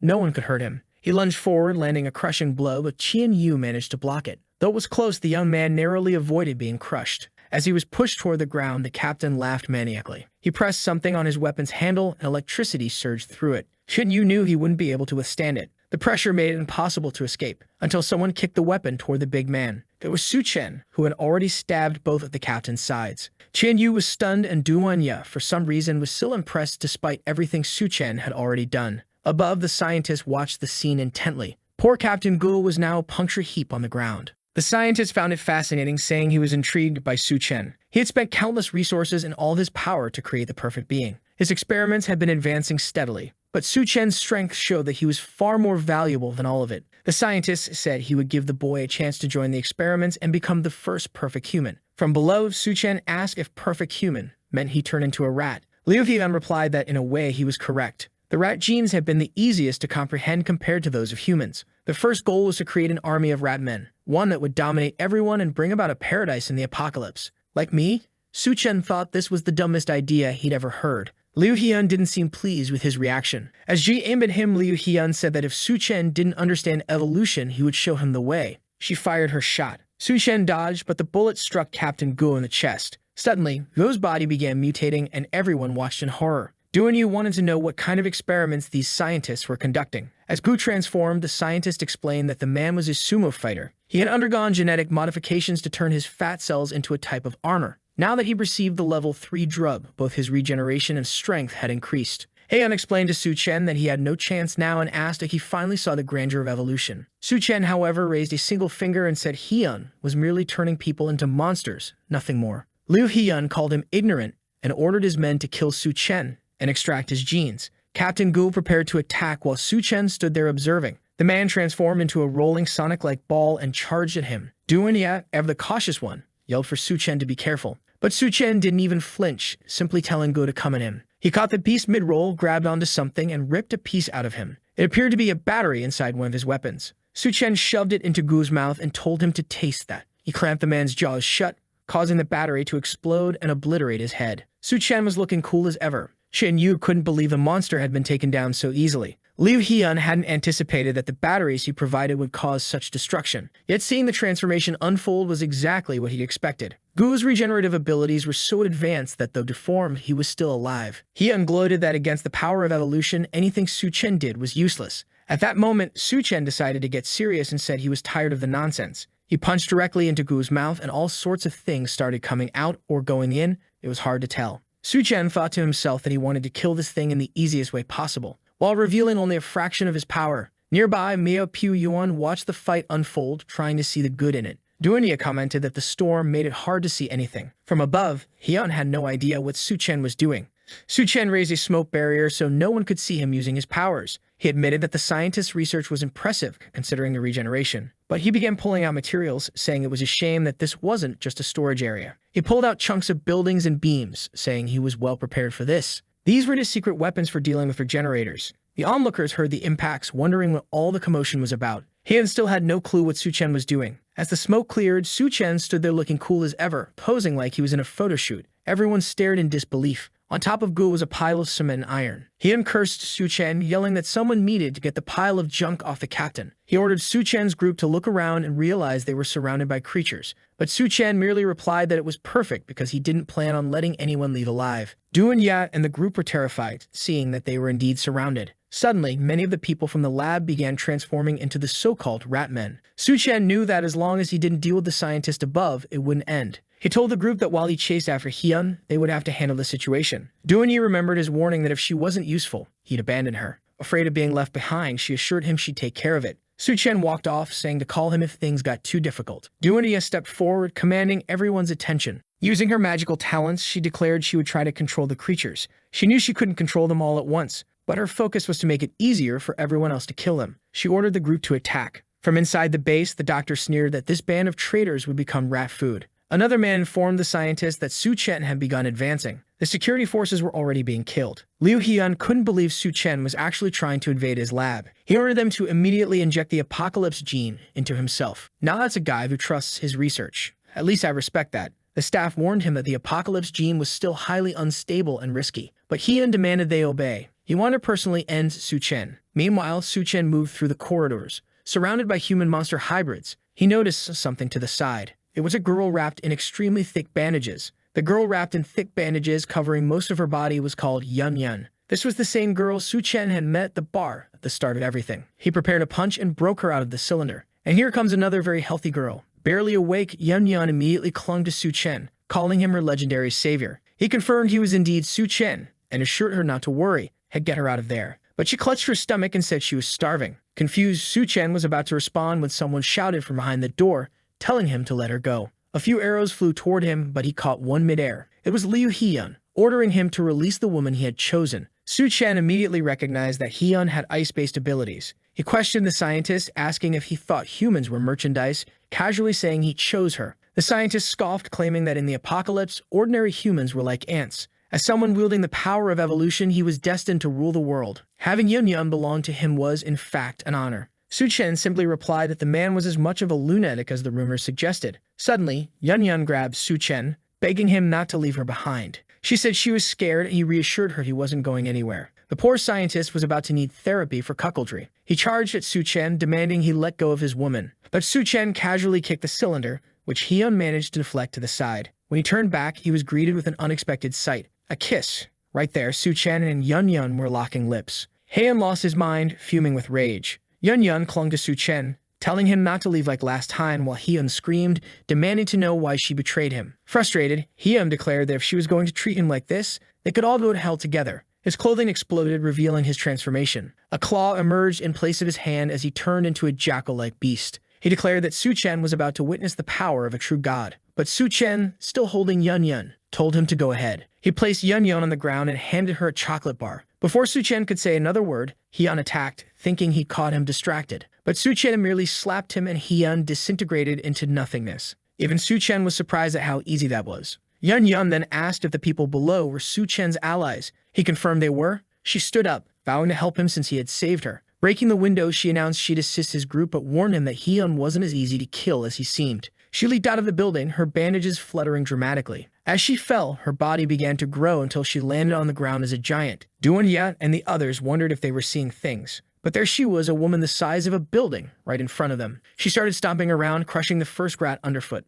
Lifting her foot, she asked if these were the results of Hyun's experiments. More rats swarmed out of the base, biting the group. It became clear that Yun had a deep fear of rats. Tears streaming, she tried to stomp them all. From above, Su Chen observed the chaos. As he suspected, Yun's powers were formidable. But the blood on the ground began to transform into new rats. They scurried towards Su Chen, climbing all over him. It was clear that Hyun wasn't as easy to kill as it had seemed. The rats completely enveloped him, and then suddenly, a hand emerged from Su Chen's head. It seemed Hyun had taken control of his body. Looking at his own hand, Hyun marveled that he had found an immortal body. Below, the rats all stopped moving at once. They turned to face the building where Hyun now resided. Yu wondered aloud if this was the infamous rat king he heard about. The entire army turned and knelt before him. Meanwhile, Yun picked up a chair and started smashing everything in sight. She demanded to know where Su Chen was. Hyun coldly replied that Su Chen was already dead. He added that Yun's betrayal meant she would die too. The rats swarmed Yun, biting her arms. Duan and the others tried to fight back, but the army was too vast.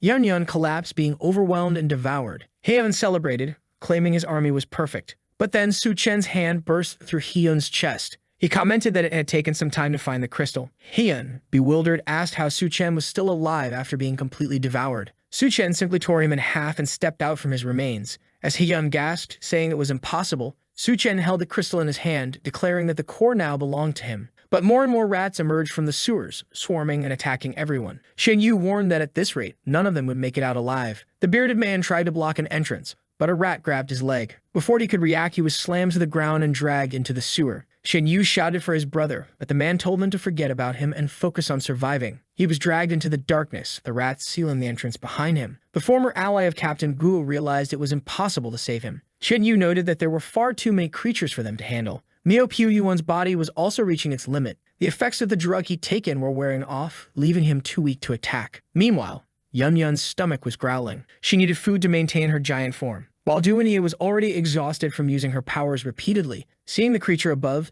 Yu realized there was no way they could survive. Then he heard something approaching. It was the figure at the top descending and transforming before them. It was the Rat King fully evolved. Likely it was Su Chen himself. But the group had no idea and was terrified. Slowly, the transformed figure approached them. Even the remaining rats cowered in fear, trembling before him. Duan, still disoriented, wondered if Su Chen had truly failed. The figure approached her and reassured her not to worry. It was him. She recognized his voice as he glanced at his own hand. The consciousness of the Rat King's crystal was trying to consume his own. But if there was one thing Su Chen trusted, it was his mental strength. He wasn't going to lose to this. As he began reverting to his original form, Yu called out to him. Su Chen stepped aside, thanking them all for their hard work. The moment the rats realized he was back to himself, it lunged toward him. Yu yelled for him to be careful. But Su Chen simply turned and commanded them to leave. Using the power of the Rat King, all the creatures obeyed. They scattered, retreating back into the sewers. Mio Yuan, stunned, asked what had just happened. The group realized that all Su Chen had done was tell them to leave. Finally, the remaining energy from the Rat King's crystal was enough to control them. But then Yu began growing in pain. Su Chen rushed to him, asking if he was alright. Yun explained what was happening. The drug the scientists had been giving them was actually a poison. The more power they used, the more it consumed their bodies. Su Chen asked how they could save him. Yun explained that inside the lab, there was a body whose blood acted as an antidote.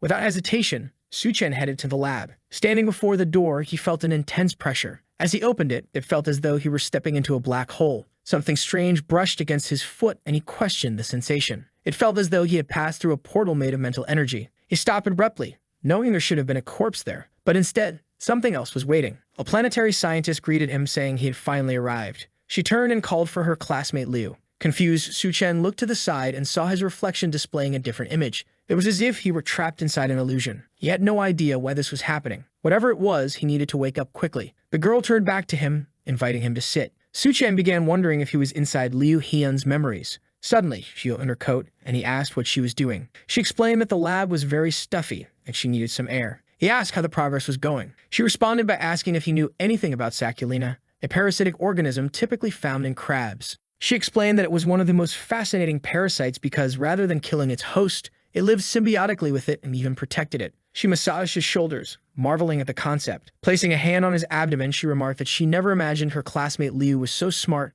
and had such a good physique. He smirked, asking if she really thought so. But as the scene shifted, it became clear she wasn't in the lab for experiments. She admitted she was more interested in theoretical lessons. The anatomical research began, but she suddenly commented on the strange state of the moon. The sun had become unexpectedly hot. They closed the curtains, and some time later, they were on the floor, wondering when it would all end. Supplies were running low, and she lamented that at this rate, they wouldn't last long. Time passed, and Liu Hyun had transformed, furious with her for stealing his supplies. She apologized, saying she had been so hungry she couldn't resist. But he picked up a knife, claiming that the nutrients probably hadn't been digested yet. What followed was chaos in the lab. After extracting what little food remained, he fed her to the rats. As he continued experimenting, he noticed they were becoming more aggressive. Interestingly, a substance derived from her blood neutralized the rats' rage. But the most shocking part was that she was still alive, continuously mutating. She was the perfect subject for his research. After some time, he believed he had found what he named the apocalypse gene. The girl, now reduced to little more than hair and a spine, was still alive. He smiled, claiming they were only getting started. Since she wouldn't die no matter what, she smirked back, asking if he had found the core he had been searching for. With the core in hand, she urged him to consume it without hesitation. But he destroyed it, declaring it to be nothing more than rotten flesh.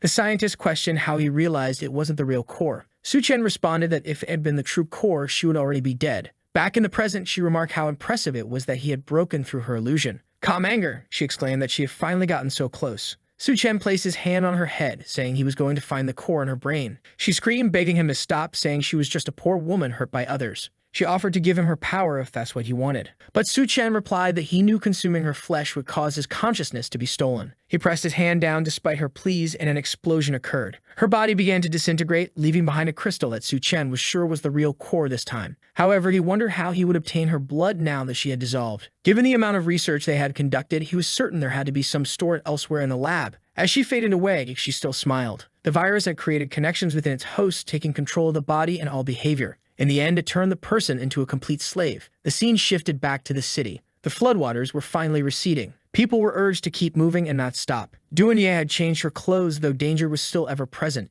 Yun, still wrapped in her bandages, asked Duanya what Su Chen planned to do with all the scientists. Duanya explained that the base was overrun with rat men and no longer livable. Since medical students were crucial in the apocalypse, Su Chen planned to move them to a safe zone. When Yun said she wanted to meet Su Chen, Duanya grabbed her arm, refusing to allow it, warning that as long as she was with them, she better obey. A flashback revealed a brief memory of Duanya with Su Chen. There wasn't much need for explanation, just him pinching her cheek and giving her a kiss. Duanya described it as a stormy night, a euphemism, no doubt. Angrily, she wondered if all this aggression came from the excessive crystals Su Chen had consumed. Su Chen understood that bacteria, plants, and other life forms had undergone mutations due to the flood. This was why medical professionals were among the most valuable resources at the moment. It was time for him to establish a safe zone to secure future strength. Additionally, they could begin producing a recovery serum thanks to Yun's research. He had, of course, stored all the lab materials in his subspace. The Rat King's crystal not only boosted his berserker strength, but also his physical power.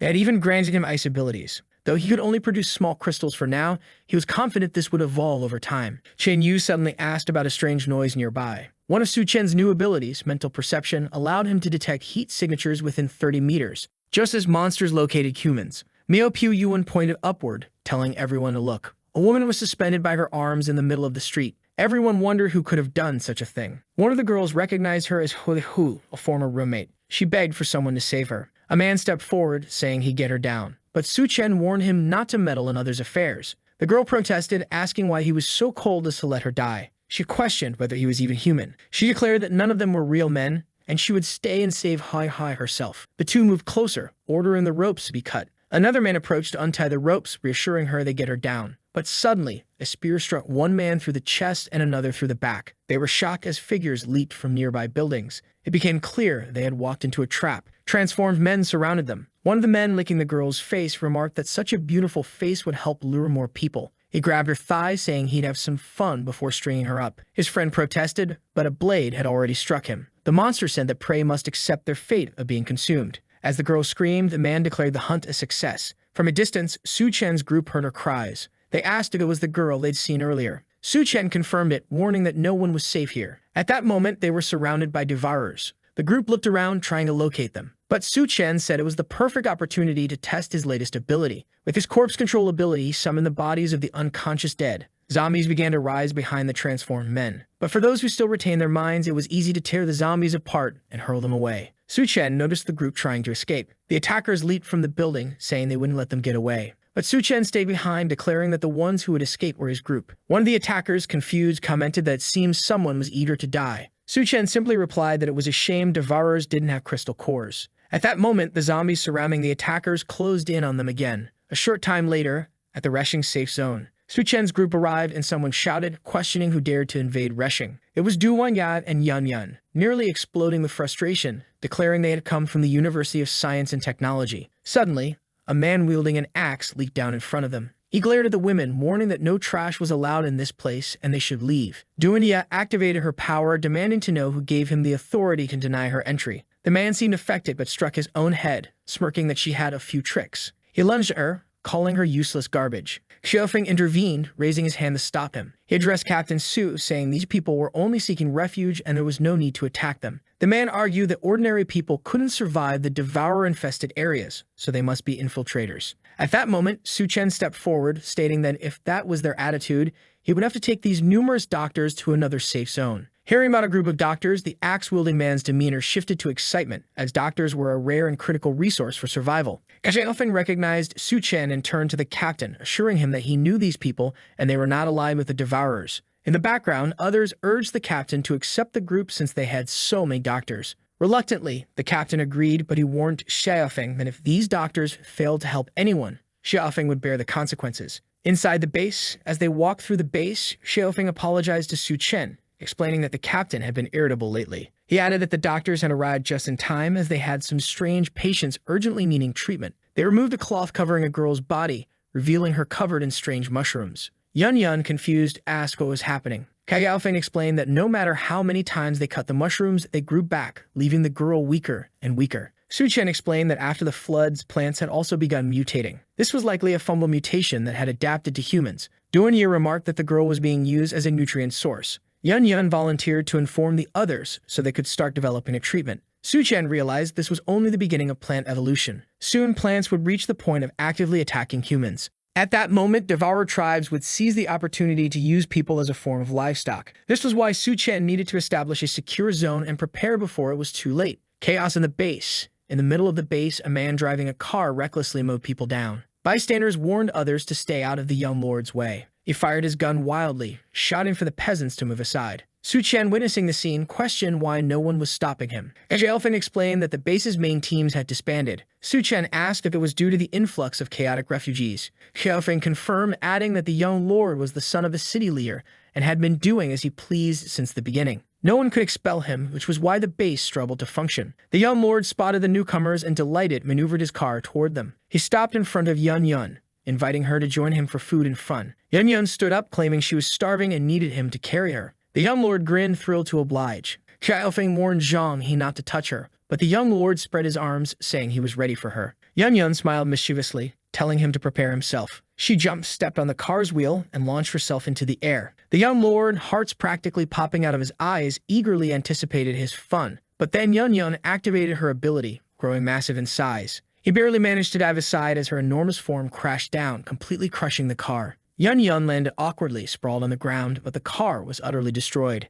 Captain Su looked on, bewildered, as Bai Kang arrived, demanding to know what all the commotion was about. The young lord, though he escaped, had his legs completely crushed. Yun Yun stepped on the remnants of his legs, mockingly saying he had his chance to enjoy himself but couldn't handle her. His friends approached, ordering her to be dealt with for injuring him. Duanya stepped in, asserting they wouldn't succeed. She activated her mental control, and the men muttered that the young lord was delusional. They claimed he had fallen from the car and broken his legs on his own. Zhang He, furious, accused everyone of conspiring against him and called out for his father to handle the situation. Captain Su, amused, remarked that it would be interesting to see how this unfolded. Suddenly, a convoy arrived, surrounding a vehicle. Xiaofeng seemed nervous, realizing Zhang He had actually summoned the city's lord. A portly man with a mustache stepped out, demanding to know what had happened to his son. Xiaofeng tried to defend the group, explaining that they had brought a team full of doctors, but the young master was just causing trouble. However, the boy on the ground accused them of breaking his leg. To everyone's surprise, his father slapped him across the face. The lord scolded his son, reminding him that he had ordered everyone entering the base to be treated with respect. He declared that his plan during the apocalypse was to turn this place into a symbol of hope. The crowd seemed moved, realizing the lord didn't appear to be as bad as they had thought. He continued his speech, inviting everyone to help build this dream alongside him. They would provide the best food and the most generous conditions possible. Xiaofeng called for Su Chen and told the group they were welcome to stay.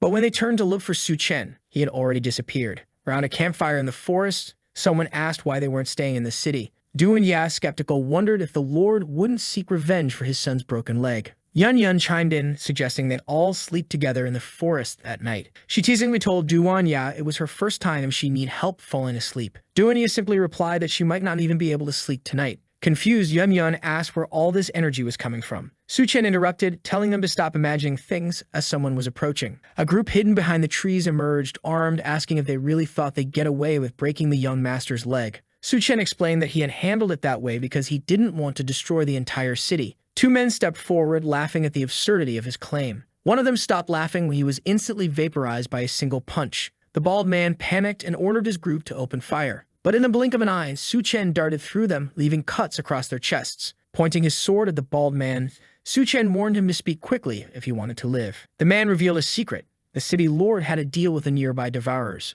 He handed over refugees from the base in exchange for food. Yun Yun, enraged, struck the bald man on the head, demanding how he could be complicit in such a thing. He explained it was all part of the lord's plan. At that moment, a devourer appeared, grabbing one of the men by the neck. It declared the next food delivery would be at the gates before dawn. As for now, the man was today's meal. With a horrifying bite, the devourer tore into the man's neck and spine. The bald man added that the city lord assigned people to guard the gates, but only to ensure they were the next to be eaten by the devourers. The guards were merely a facade. Begging for his life, the bald man pleaded with Su Chen to let him go. Su Chen, however, remarked there was still something he needed help with. Bait for the devourers. The scene shifted to the bald man tied to a rope among the devourers, screaming for help.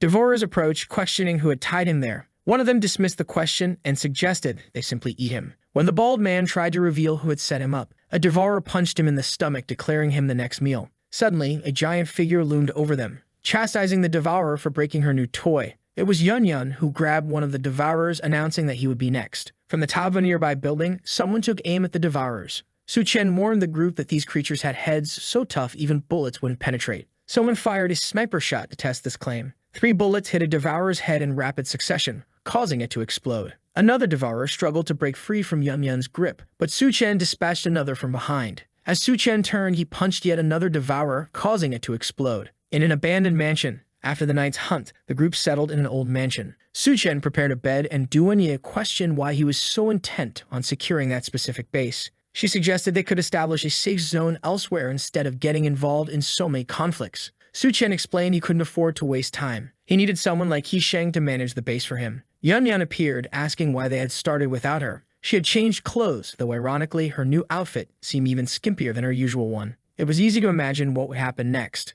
Meanwhile, back in the city lord Zhang learned that the bald man had been killed, assuming it was the devourer's doing. Meeting with the devourer leader, Zhang was informed that while one of their men had been injured, the devourers had lost 3 warriors. As compensation, the city would need to send twice as many people. If they didn't, the deal would be terminated. The portly lord initially wanted to refuse, but Zhang immediately agreed. At that moment, Su Chen appeared, mocking the lord for selling people's lives without even negotiating. Shocked, the group asked how Su Chen had gotten there. He replied he had simply followed the trail of the devourers. The devourers immediately suspected Su Chen of killing their men. Their leader expressed disbelief that he could have taken down 3 of them. Su Chen had made the mistake of entering the base, giving the city lord Zhang the opportunity to flee, thinking Su Chen would die there anyway. The scene then shifts back to Yi Sheng's base. The leader shouted to everyone that they had a traitor among them. The people asked who it was. He pointed at Su Chen's group, accusing them of being frauds. He claimed there were no real doctors among them and that they were just trying to steal resources from the refugees. But just as the crowd began shouting for the group to be killed, a blond man appeared. He said he knew Su Chen very well and was certain the people he brought were not a problem. Lord Zhang questioned Gao Yue, asking how he could be so sure that they weren't traitors. At that moment, someone appeared atop a building, saying they could prove it. The Lord looked up, shocked to see who it was, asking how he was still alive. Su Chen stood there, holding the body of one of the devourers. He demanded the Lord explain himself. The people were terrified, realizing that if the leader was there, it meant the entire Devourer clan had been killed. Su Chen then told the leader that if he didn't reveal the truth to everyone, he would die. The man started shouting to everyone, confessing that Lord Zhang had been making deals with the Devourers. He admitted that people from the city were sold in exchange for the supplies others consumed there. Zhang tried to defend himself, claiming it was all a lie and that Su Chen was the one working with the Devourers. But Gao Yue approached Zhang, punched him in the face, and called him a monster. Suddenly, Zhang's expression changed and he confessed it was true. He explained that in the apocalypse, supplies were already in the Devourers' hands. The remaining humans were merely waiting to fall into their traps. He justified his actions, saying that as long as a few worthless lives were sacrificed, good people could continue surviving. Out of nowhere, Su Chen punched Zhang in the face, calling him a coward for thinking that way. He then called out to General Gao, extending his hand, saying that together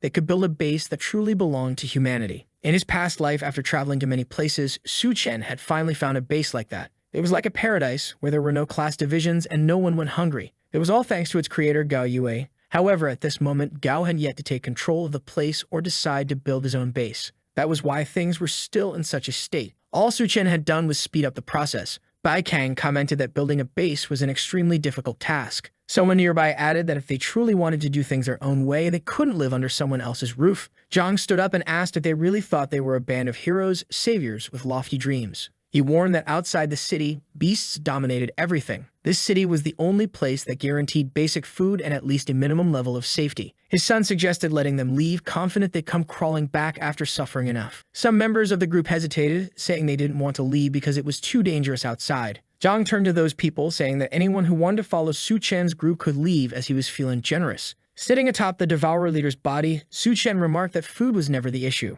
Watching the scene unfold, the others realized that if Su Chen could defeat a Devourer so easily, he was no ordinary man. One of them pointed at Su Chen, accusing him of lying and claiming he had no idea how much food it took to sustain an entire base. Su Chen calmly responded that he had enough supplies to feed 2,000 people for over a month. The leader of the base immediately recognized that this was the exact amount they currently had stored in their warehouse. So where would this boy get all that? In another part of the city, Yun Yun knelt at Su Chen's feet, mockingly asking since when Su Chen had become so generous. The poor guy had been crushed in such a cruel way. Duanyi remarked that Su Chen had actually stolen all the resources. She was aiming a sniper rifle at the people below, while Yun Yun complained that she was starving again. They both informed Su Chen that they were ready. The protagonist turned to General Gao and told him to make his decision. The general declared that this base had neither food nor security, and on top of that, they were being sold to the Devourers. In the end, the humans there were nothing more than livestock. He proclaimed he wouldn't stay there another day and would accept Su Chen's offer. Raising his arms, Gao Yue called on everyone who trusted him to step forward. The soldiers, loyal to General Gao, were the first to move, and soon a large portion of the group followed him. Lord Zhang watched in disbelief, wondering why he was being abandoned. He shouted that he was the lord of the city and everyone should remain loyal to him until the end. But the army was already standing behind Gao, ready to leave. Zhang lost his composure, screaming that no one was leaving without his permission. The soldiers all raised their weapons at him. Then Zhang's son, still seated in his chair, began firing, blaming Su Chen for his condition. Su Chen dodged a bullet that grazed his cheek and commented that the boy clearly wanted to die. He charged at Zhang's son, grabbing him by the neck. He turned to Lord Zhang and demanded he order everyone to lower their weapons,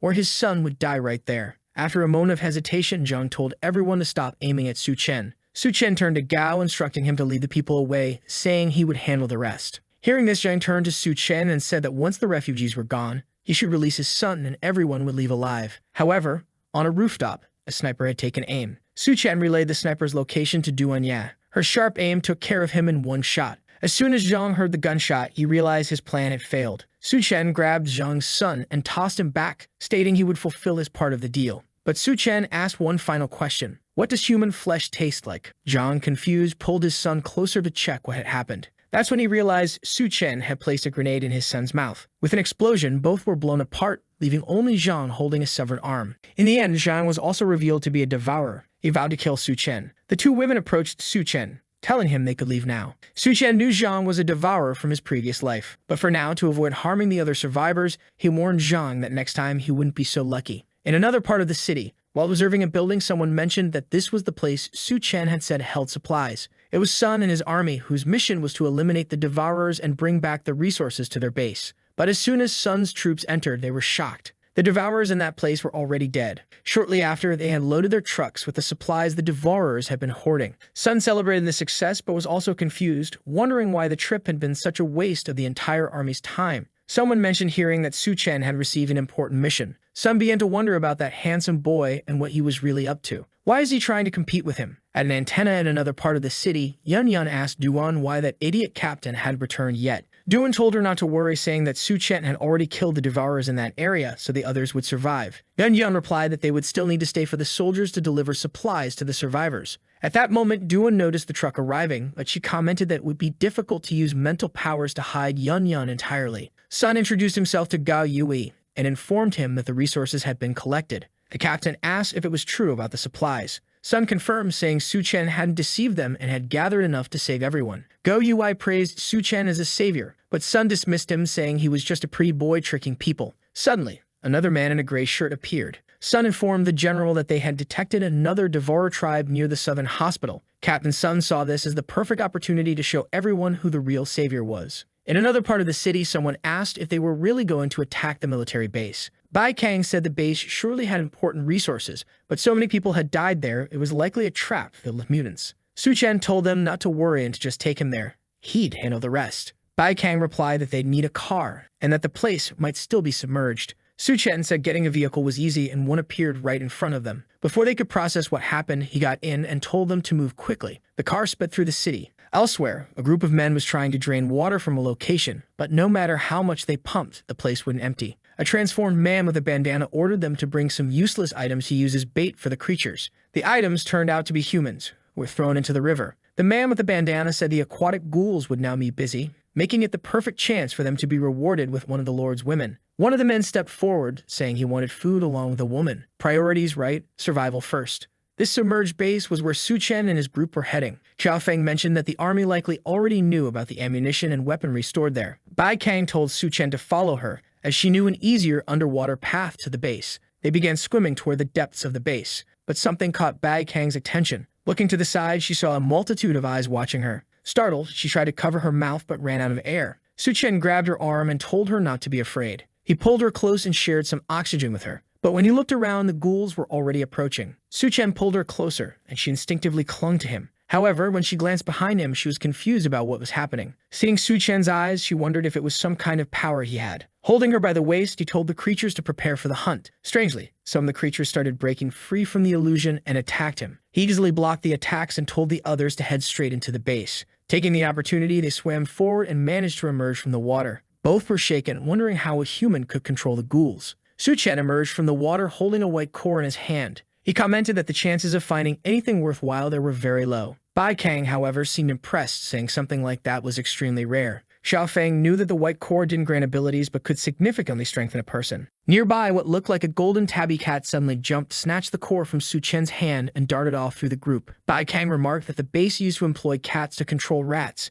and it seemed this one had survived but ended up trapped here. Still, it was remarkable that the cat had actually stolen something from Su Chen's hand. With a sinister look on his face, Su Chen offered the cat a fish snack, asking if they could trade. But the quick little feline snatched the food and bolted to the end of the tunnel. Now visibly annoyed at being robbed by a cat twice, Su Chen muttered that nothing surviving the apocalypse could be normal. A little later, they found the generator and managed to turn on some of the lights. Su Chen explained that before the floods, some survivors had managed to flee the base, but he was certain they hadn't had time to remove all the resources. When they reached the warehouse, they found an arsenal sufficient to arm about 500 people. Xiao Feng noted that if they found a tank, they could equip up to 1,000. The little cat was lounging nearby while the group discussed the biggest problem, how to transport everything. Bai Kang pointed out that the people on the other side of the river would arrive soon, so they wouldn't have time to take it all. Su Chen scanned the entire area but seemed tense. Just then, Xiao Feng announced that he had found a tank, but he was being followed by a deformed monster. The group froze as the creature, with what looked like a bazooka mounted on its head, fired a shot that narrowly missed the tank. Xiao Feng warned that if an explosion happened in a warehouse like this, everything would be lost. Realizing there was no time to explain, Su Chen activated his subspace ability. The entire warehouse began disappearing. Bai Kang immediately recognized this as Su Chen's ability. The little cat perched nearby might have been sucked in as well.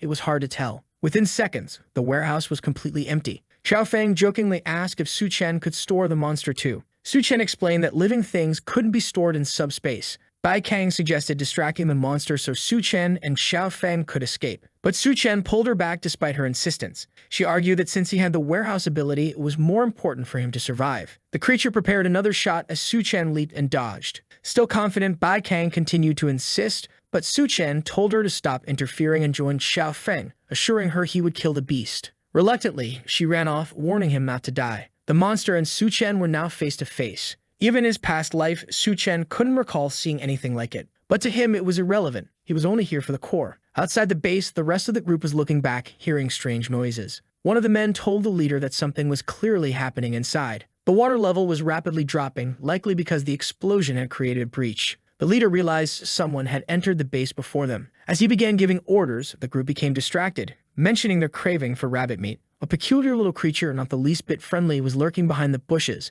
and they were eager to catch it. But it would have been wiser to run. The leader remarked that the rabbit seemed to be smiling strangely. Suddenly, the creature began cackling. The group froze in shock as a shadow fell over them. The leader was startled, and the next scene showed him grinning just like the rabbit. Meanwhile, at the lower part of the base, Su Chen landed a punch on the monster's arm. The creature aimed to fire again, but Su Chen dodged. He began to realize that, as expected, a boss of this level had skin as tough as steel. Even Su Chen's hand turned red from the impact of his punch. The beast was incredibly resilient. The creature attempted to crush him with its palm, but Su Chen narrowly escaped. He noticed that the vines attacking him were brain parasites. The problem arose when, during the next attack, the creature caught him. The vines dragged him in front of the cannon, which prepared to fire. With no choice, Su Chen dove into his subspace, realizing this fight would be far more difficult than he had anticipated. Once inside, he was greeted by the little cat. Noticing the creature's golden aura, Su Chen warned it to stay back or it might be killed. The cat appeared to try communicating something. Su Chen began to suspect it was a mutant beast much smarter than he had initially thought.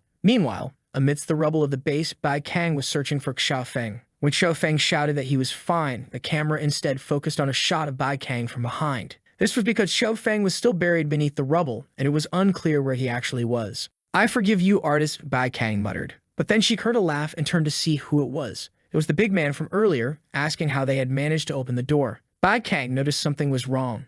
Everyone was smiling in a strange, eerie way. Suddenly, the leader lunged at her. Back in the subspace, the cat began transforming, growing gigantic in front of Su Chen. Su Chen was baffled at how the creature was growing so rapidly. With no choice, he removed the monster from the subspace, placing it face to face with the vine-covered beast. Su Chen quipped about the old saying, "Two tigers cannot share the same mountain." Standing next to the cat, he realized it had likely stolen the crystal to lure him there. He stared at the feline, surmising it had wanted his help against this monster. Before he could respond, the cat grabbed his back, clearly preparing for something. Su Chen climbed onto its back, declaring that now they would fight together. The cat, judging by its expression, wasn't thrilled with the idea, but there was no time to hesitate as the other creature lunged for a bite. The cat's expression shifted and it lashed out with a swipe, leaving a cut on the monster. However, even the cat's claws didn't seem to cause much damage. Su Chen instructed the cat to maintain its distance while he approached the vines, leaving the rest to him. The cat dodged several attacks, one of which struck the ground and caused water to start leaking in. It continued evading despite the vines relentlessly closing in. Finally, Su Chen found an opening and launched himself at the monster. He landed a powerful punch directly on its head, sending it crashing to the ground.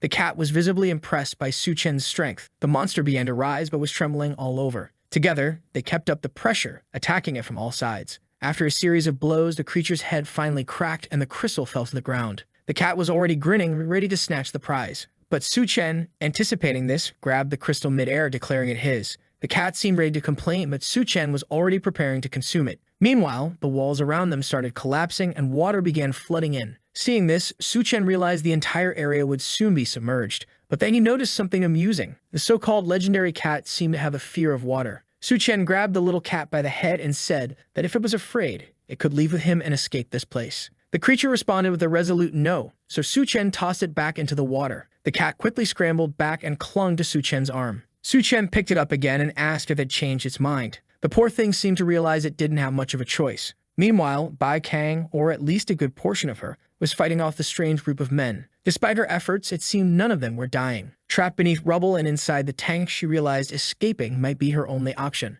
but she noted it was impossible as there was nowhere to go. That's when she spotted the strange rabbit-like creature. Vines were sprouting from it, controlling everyone around and draining their energy. The rabbit approached her from the front while vines crept up behind her. Xiaofeng yelled at her to get out of there, but it was too late. She was captured. The poor woman was being dragged toward the rabbit's gaping maw. She realized she had let her guard down and now couldn't be saved. Xiaofeng powered up the tank, breaking free from the rubble. He smashed the rabbit and fired directly into its mouth as it tried to bite the tank. The shot obliterated the creature's head. Bai Kang was astonished, while Xiaofeng, exhausted, leaned back in his chair to relax. But the crystal fell directly onto him, landing squarely in his mouth. Before he understood what was happening, his eyes glowed green. Bai Kang asked what was going on, and Xiaofeng explained that he had accidentally swallowed the creature's core. Nearby, the little cat perched on Su Chen's shirt as he approached. Su Chen asked what was going on with Xiaofeng eating a crystal. Xiaofeng explained the situation and added that he couldn't feel anything different. Su Chen simply replied that the power would probably awaken during a fight, but for now,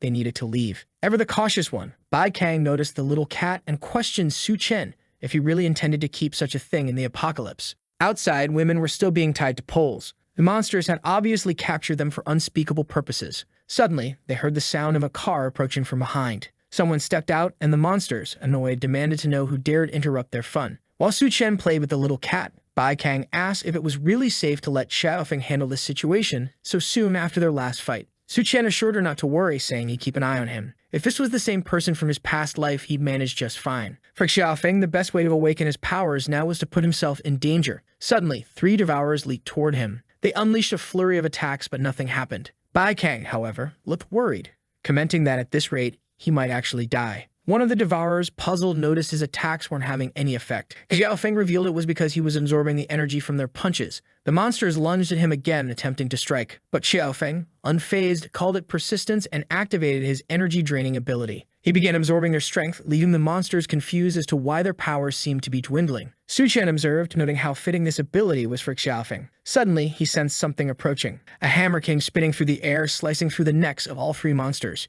Xiaofeng was startled as the weapon landed in someone's hand. It was Captain Sun. Some remarked that he had barely managed to save Xiaofeng in time. Had he arrived a moment later, everyone would have been dead. As payment for his help, Sun demanded they hand over some food. Xiaofeng immediately started to protest. However, Su Chen told Xiaofeng not to do anything rash. He suggested they just take some food from the car and hand it over to Captain Sun. He pulled out a box from the car and said that in the apocalypse, options were limited. He handed over several boxes of food, jokingly telling Sun that this was truly delicious. Before Sun could complain, Su Chen sped off in the car. One of Sun's men asked why he didn't take the opportunity to kill Xiaofeng. Sun explained that he had tried but missed the attack. The man kept provoking Sun, accusing him of trusting these newcomers more than those who had been with the group for a long time. In the car, Su Chen asked Xiaofeng if Sun had something personal against him. Xiaofeng replied that Sun had always been like that and told Su Chen not to stress about it. But the truth was, when the axe had flown, Su Chen had thrown a rock to change its trajectory. If it wasn't personal, it showed that Sun had some kind of ulterior motive. Su Chen suspected that Sun was likely trying to form a separate faction within the base,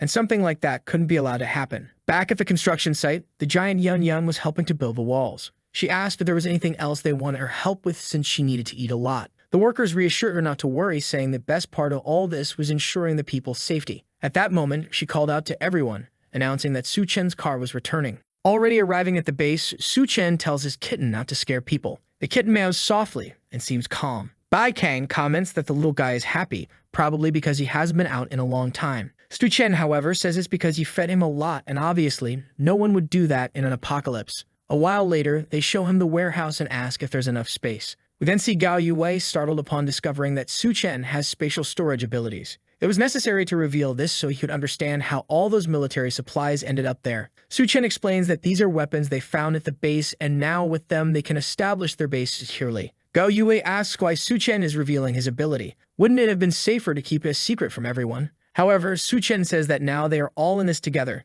so he trusts the people. The captain agrees and promises to keep this secret until death. Bai Kang then says the base doesn't have a name yet and suggests it be called Dawn Light. Apparently, Su Chen's name in Chinese also means dawn. Gao Yue says it's a good name considering this base will be a new hope for everyone in the apocalypse. Su Chen thinks it will be an honor for him as this apocalypse base will be the true heaven in this place. The kitten is approaching a spot where people are praising Do-Won for successfully removing a plant. Some doctors tell her that the surgery wouldn't have been possible without her. Wow, this Do-Won really has a big heart to be saving these people, doesn't she? She simply says it's a pity she can't save every case in this place. However, the scalpel she was holding reminded the kitten of some experiments conducted on him. At that moment, he got scared and froze. Seeing this, Duwon stroked him, trying to find out if he was hungry. She picked up the poor thing, which couldn't react. She didn't know Su-chen was the one who brought the kitten, and thought about asking to take care of him when he appeared. However, she realized it was unlikely he would agree given how hard it is to find food at this moment. She then goes to a door and says this is their temporary shelter. Suddenly, someone hugs her from behind and asks if she wants to have some fun. A second later, she's already on the bed. The kitten is there in the middle doing who knows what. Run, kitty, run. The protagonist wants to know how she already knew it was him. She replies that he's the only person completely immune to her psychic powers.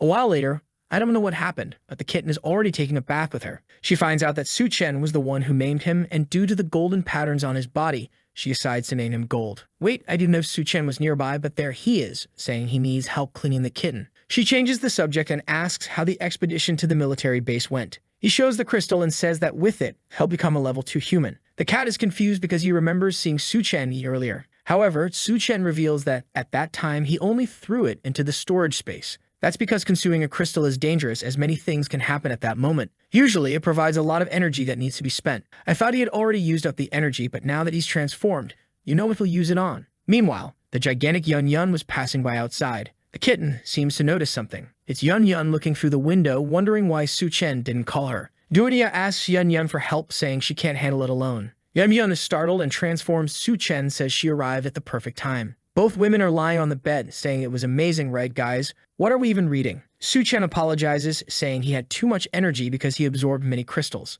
Yun-Yun comments that she'll need to absorb some crystals too, because otherwise she won't be able to keep up. Duonia asks what has changed now that he has become a level 2 human. He says he'll need to test it because he hasn't fully understood yet. He then activates the steel body ability again and feels that now his skin is truly impenetrable. He stretches out his arm and a strange energy accumulates, prompting him to decide to run a test. Releasing a bit of power, and the two are hit by a gust of wind and thrown out of the bed. He comments that it seems like it doesn't cause that much damage. Another detail is that the spatial ability used to only open where he made contact, but now he can open multiple small portals within a 20-meter radius. The two are angry about being used as test dummies. He shows that his ice ability can now create slightly larger blocks and even wet his hand, though it's still not very useful. At this point, he has an interesting idea and creates 3 ice blocks. He throws them into the portal and makes them come out elsewhere, creating a sort of guided shot. By combining this mental force with teleportation, he essentially has a perfect ambush weapon. None of the 3 knew it was possible to combine abilities this way. He then activates mental perception. The range doesn't seem to have changed much, though now he can understand every cell in his body. That's when he feels something strange inside his body and is teleported to a pink place. He looks around, confused about where he is, when someone comes up from behind, saying this is a space within his consciousness. It turns out to be that doctor from earlier, now with long hair, saying it's been a while since they last saw each other. In the air, he recalls her from the memories of that man and asks if she isn't dead and disintegrated. Her hair flies forward and grabs his arms. She explains that because he consumed her crystal, she has now become a parasite within his body. It's impossible for her to cease to exist because her essence has merged with him. She approaches and places her hand on him, who has already realized that his abilities don't work in this world. On the outside, he's standing still, silent, while the 2 girls are worried, wondering what's happening. Meanwhile, in the illusion, he asks what she wants.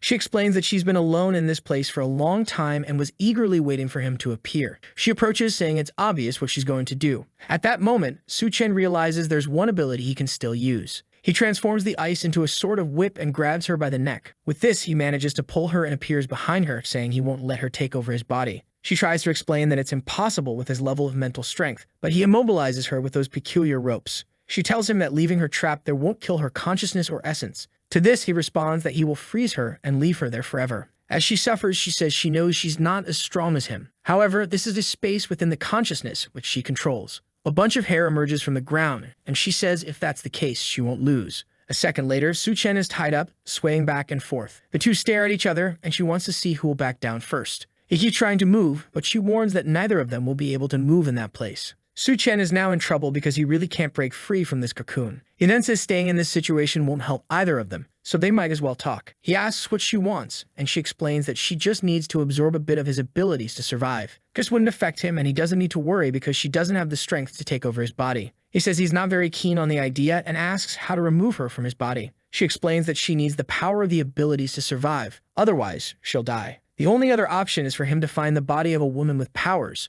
It couldn't be someone too weak, and she'd need to have an excellent appearance. He responds that she's being too picky for someone at risk of dying and asks how he'll know the right woman is. She explains that when he meets the right person, she'll let him know. She moves closer, saying he might even gain some benefits. The protagonist replies that he doesn't need any benefits and warns her that if she tries anything, he'll eliminate her. She says she understands and asks to be released as she doesn't like being trapped. With that, the cocoon and ice ropes dissolve. Su-chen is back in the room. The two girls ask what happened because they were calling out to him and he wasn't responding. When he learns he was completely immobilized, he finds it very risky to have something that could take over his body. Meanwhile, the scientist's consciousness space starts to freeze. She screams, wanting to know why this bastard is doing something like that. Meanwhile, he thinks he's lucky to have this ice ability that works in the conscious space. However, the safest option is definitely to find another body for this woman. That's when he remembers there are plenty of women at the base and asks Duan to take him to meet more women. The two are a bit confused, wondering why he suddenly wants other women. After everything that happened, is he still not satisfied?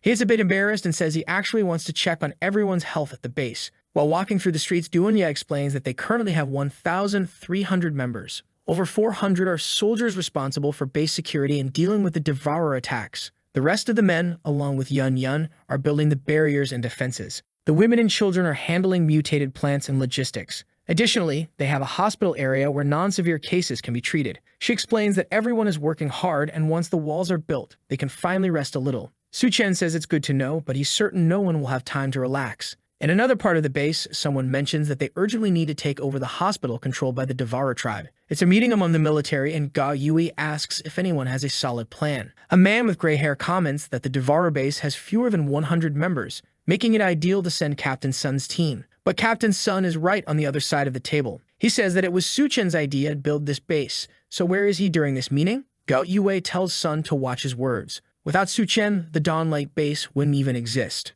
He's sitting there because of what the young man did. Gao Yue has already noticed that Sun has the wrong impression of Su-chen. He recalls the moment he asked the young man why he wanted Gao Yue to take charge of the base. The protagonist responded that he had no interest in being a leader and trusted Gao Yue to handle it. However, he warned never to forget that the apocalyptic world is full of disasters. Even with the base's protection, if people aren't vigilant and aware of their surroundings, it would eventually be destroyed. Gao Yue replied that he understood, imagining Su-chen was more interested in getting stronger. Back at the meeting, he says he's certain Su-chen would help without hesitation if they faced any problems. Sun responds that the Devourer tribe at the hospital is quite strong and he can't be held responsible for the losses that will occur. The captain says it's fine and proposes sending Xiaofeng along with Su-chen to ensure success. Sun agrees, saying that since the captain insists, he'll accept the mission and begins preparing. Outside, one of Sun's lackeys asks why they're attacking the hospital when they were planning to steal a base. Sun says he's very concerned about Xiaofeng and Su-chen's abilities, which are hard to deal with. However, if they go on this mission and he can quietly get rid of the two, taking over the base will be much easier. Back at the meeting, someone tells the captain that Sun accepted the mission, as Su-chen predicted. The captain acknowledges this but hopes Sun won't follow the path Su-chen warned about. He then asks if a team was sent to explore that part of the city.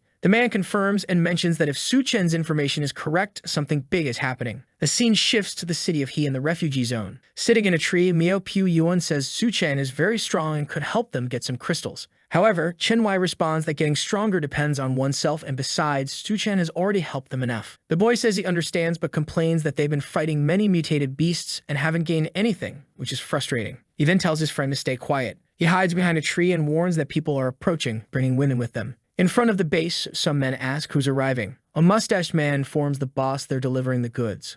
Among them is Ji, whom Su-chen has encountered 3 times before. The man says they're all high quality. The boss instructs them to proceed as he'll take them to the Lord. He pats his friend's belly, saying they'll make a fortune once again. In another room, someone expresses dissatisfaction with the current batch of goods. The Devourer chief of the location declares that the woman who can give him a child will be spared. One of them tries to say something but is grabbed by the neck, and he tells her she's just a tool. While the girl cries, another man approaches and reports that Su-chen's group is coming to attack the hospital. The chief orders his entire group sent out because he wants this Su-chen dead. One of them explains that the people are starving and too weak to fight. The only way to win would be to turn everyone into devourers, but the process takes time. At this, Ji, sitting in the back, offers to help. The chief turns and asks what her plan is. In the next scene, 2 of his men are buried up to their necks. They ask the chief what's happening and why he's doing this when they've always been loyal. He approaches with a hammer and explains that Ji said she could help him build an army of devourers. The problem is she needs their heads as ingredients for a potion. They call it a lie, clearly a revenge act for capturing her. The chief says he doesn't care, he's more curious to see what she'll do.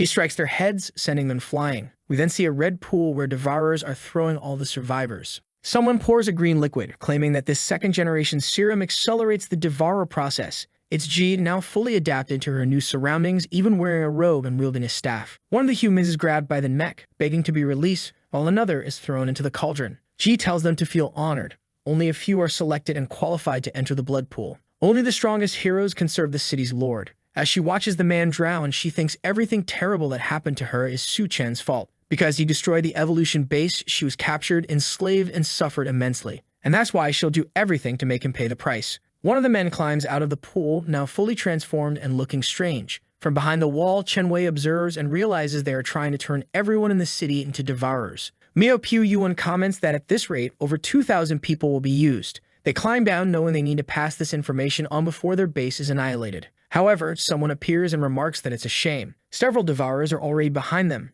announcing that neither of them will make it out alive. Miao Piu Yuan is startled, but Chen Wei steps forward, saying he'll create an opportunity for Miao to escape. The devourers, however, laugh and declare that neither will have a chance. They'll become Fu here and now. The scene shifts back to the Dawnlight base. Xiao Mai is walking when Su Chen approaches her, asking how life is at the base. She says everything is peaceful, and no one is causing her any trouble. At that moment, Gao Yue calls for Su Chen. He approaches and says he has spoken with Captain's son, but they'll need Su Chen's help to kill numerous devourers. Su Chen simply responds that it's not a problem. However, the captain adds that he has one more request. The hospital is very close to their base and will eventually become a problem. Furthermore, the medicine there is an extremely important resource, so he asks Su Chen to retrieve some for them. The protagonist assures him not to worry, he'll only take what's necessary. Gao Yue then wishes him good luck, mentioning that all the powered individuals at the base will join the mission this time. The military group arrives, stating that they're under Su Chen's command. The protagonist gathers everyone's attention and tells them to listen up. He wants them to remain at the base to defend it, especially keeping an eye on the movements in Aga City.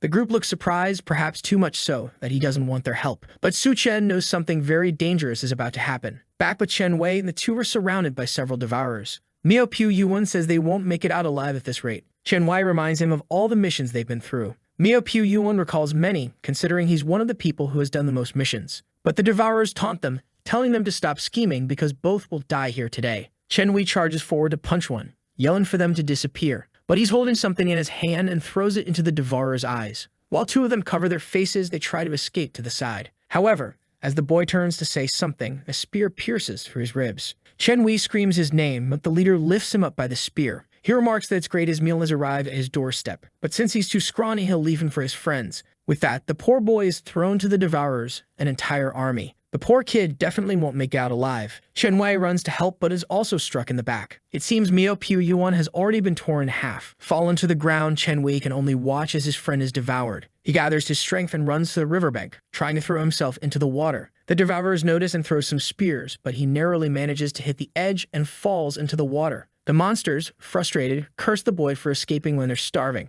The leader smirks and says he knows a place full of food. He orders all of them to attack the Dawnlight base and seize the opportunity. With their overwhelming numbers, the devourers are thrilled. They don't care about the risk, they just want to eat whatever they can. The leader then calls for Shen by name and tells him to wait as he's coming with a visit. The scene shifts to the city hospital. A girl is crying, and apparently, a devourer monster has just been born from her. Not sure how, since this apocalypse only started a few weeks ago, but I guess devourers are born faster. Well, considering how quickly people transform after jumping into the pool, it makes sense. This devourer is Feng Pangzi, the hospital's leader. Meanwhile, downstairs at the hospital, guards are stationed when suddenly a group arrives, armed and shooting. Before they can react, Captain Sun cuts down the first one. He turns to the rest and orders them to clear the way. He directs this to Su Chen's group, but Xiao Feng wants to know why. Captain Sun explains that the people behind them are just regular folks with guns, so it's too risky for them. But Su Chen asks what Sun will do if they refuse to go ahead, and whether this is a threat. Sun insists it's not, claiming he only wants the powered individuals to lead the group. Su Chen agrees but warns that when a weapon is pointed at him, the outcome is never good for the other person. He calls for Duan, who is, surprisingly, not turning her back this time. For once, she's facing forward. Incredible. Sun then tells his men to let Su Chen tire himself out before they start shooting. However, the soldiers are hesitant to target Duan for obvious reasons. They'd rather risk Su Chen's wrath. As soon as the military group steps into the hospital, they seem confused. No one from Su Chen's group is there. Where could they have gone? Hidden nearby, Xiao Feng asks what's happening. Duan explains it's easy to control the vision of ordinary people. The only problem is Captain Sun, who might notice something is off. Su Chen activates the portal and reassures her not to worry. Sun won't notice a thing. Su Chen starts teleporting behind the soldiers, striking the back of their necks one by one. Sun orders his men to take cover while Su Chen pushes them toward the monsters. Using his mental perception, Su Chen senses where the devourers are and directs the group accordingly. Meanwhile, Sun leads his troops trying to locate the enemy. In one of the rooms, Feng Pangzi encounters his group along with two women. The devourers express their desire to become like their leader, but Pangzi gets furious at them for stealing his women. He punches, destroying the entire wall. The blow tears through the devourers and narrowly misses Sun's back. As Pangzi exits the room, he comes face to face with Sun, demanding to know how they got there. One of Sun's men warns him to look up, pointing out that something is wrong. The hospital has far more devourers than they expected. Before they can react, Sun orders his troops to start shooting immediately. The soldiers open fire, but their weapons have no effect. Pangzi laughs, announcing to his brothers that their feast has arrived. The devourers charge, shouting about tearing off their legs and roasting them. The soldiers stand no chance, sliced vertically, horizontally, and every which way. The only one holding his ground is Sun. He swings his axe, cutting down 3 devourers, proving he's not as weak as he seemed. Sun rallies his troops, declaring that even without weapons, they'll fight these beasts to the death. He's convinced this chaos is Su Chen's doing and vows to kill him once the devourers are dealt with. Remarkably, his words inspire the soldiers, who charge at the devourers. Given how monstrous these creatures are, you can't help but root for Sun's army. The problem is, they're utterly powerless. The soldiers fall dead easily, and everyone realizes they'd be better off finding a place to hide. One of them, attempting to flee, notices something nearby. It appears to be a devourer infant, a strange sight. The child suddenly jumps into a black puddle on a table. The man watches, confused about where it went, not realizing it's already beneath him. The little monster leaps onto his leg, biting into his calf, arm, and entire body. The man collapses, dead, as the infernal infant discovers it grows larger the more it eats. Outside, Captain Sun has slain numerous devourers. The soldiers are awestruck. How is he doing this as a mere human? At that moment, Pangzi appears beside him, mocking him for taking pride in killing such weaklings. Sun leaps toward Pangzi, seeing a perfect chance to cut him in half. He swings his axe at Pangzi's face, but Pangzi easily blocks the attack. Sun is shocked, and suddenly the infernal infant appears behind him. Sun takes 2 deep slashes to his arms. It falls to the ground, and the demonic baby moves in for the kill, snarling that Sun should die. But before it can strike, it's kicked in the mouth and sent flying. A little demon stands up, demanding to know who dared kick it. It's Su Chen, who tells him that Sun is someone he can't kill. Pangzi's expression shifts. Upon seeing Duan Anhua, he becomes infatuated. He screams in delight, claiming it's his lucky day to meet such a beautiful person. He tells Su Chen that, as a reward for bringing such beauty, he'll let him choose how he wants to die. But Su Chen appears beside him instantly, telling him he talks too much. Su Chen punches Pangzi square in the chest, declaring his choice is to send him to hell. A hole is left in Pangzi's chest. However, Pangzi gets back up, impressed that Su Chen is an ability user. The wound heals, and Pangzi remarks that Su Chen's body must be full of energy. What's with this creepy talk? The infernal infant looks at Duan Anhua, calling her weak but saying she can stay since his father likes her. She can be his mother. She's horrified, but Bayabin assures her not to worry. They've just fed and won't eat her. Still, the accursed demon declares he wants milk. Before he can finish, Duan lifts her leg and kicks him in the neck. The demon child rises, accusing her of mistreating him, only to be kicked again and sent flying. Duan stomps on the little brat, urging him to die already. She pins him to the wall with her foot, but he smiles, saying his mother is amazing. Duan begins to suspect this creature has abilities. Suddenly, it appears behind her, explaining it can move through shadows. As long as it has this power, it can attack her from anywhere. Before it can act, Gold leaps at it, clawing its face and pinning it to the wall. Gold perches on Duan, seemingly at ease. Duan warns Gold to be careful, as this place is extremely dangerous. At least she has her mental perception to sense where the creature will come from. The demon reappears beside Gold, threatening to kill the stupid cat, but is promptly slashed by Gold and thrown against the wall. Duan draws her weapon and fires repeatedly. When the smoke clears, the creature is hiding behind a pillar, realizing it's better to flee. Meanwhile, Captain Sun, now armless, gathers what remains of his army. Shefeng steps forward, urging him to stay back as the area is too dangerous. The devourers laugh, calling Shafeng pathetic and mocking his attempt to intervene. Stun, however, sees Shafeng's honesty as a perfect opportunity to use him as a distraction to escape. Shafeng calls out to Sun, stating that as the leader of the operation, he orders Sun to protect him so he can escape. Sun agrees, but insists Shafeng must do him a favor first. When Sun asks why, Shafeng grabs him by the neck. Shafeng explains that now that Sun has lost his arms, his energy is useless, so Shafeng will put it to good use. Completely drained, Sun demands to know why a teammate would betray him. Shafeng simply replies that they were warned. Anyone who points a weapon at them is an enemy. Since Sun is an enemy, everyone here will die. Without hesitation, Shafeng starts absorbing the energy of the entire army, showing no mercy. Meanwhile, back at Dawn Lake Base, thanks to Su Chen's warning, they were prepared for the Devourer's attack. Yun Yun stands atop the wall when Bai Kang approaches, asking why she's still there. Yun Yun replies that building the defenses Su Chen requested took a lot of effort, and she won't let the Devourers destroy it. Out of nowhere, Bai Kang asks Yun Yun something specific. She mentions knowing that Yun Yun and Duan Ya are close to Su Chen and asks if Yun Yun doesn't find that strange. Yun Yun admits it's odd, but since it's the apocalypse, she doesn't care about old world rules. She silently acknowledges that she's glad for Duan Ya's help because she couldn't manage alone. Yun Yun then teases Bai Kang, noting how shy she seems and asking if she feels something for Su Chen. Bai Kang denies it, calling the idea ridiculous. Yun Yun says it's normal to be attracted to someone like Su Chen in the apocalypse, since he's strong and good-looking. Bai Kang, a bit flustered,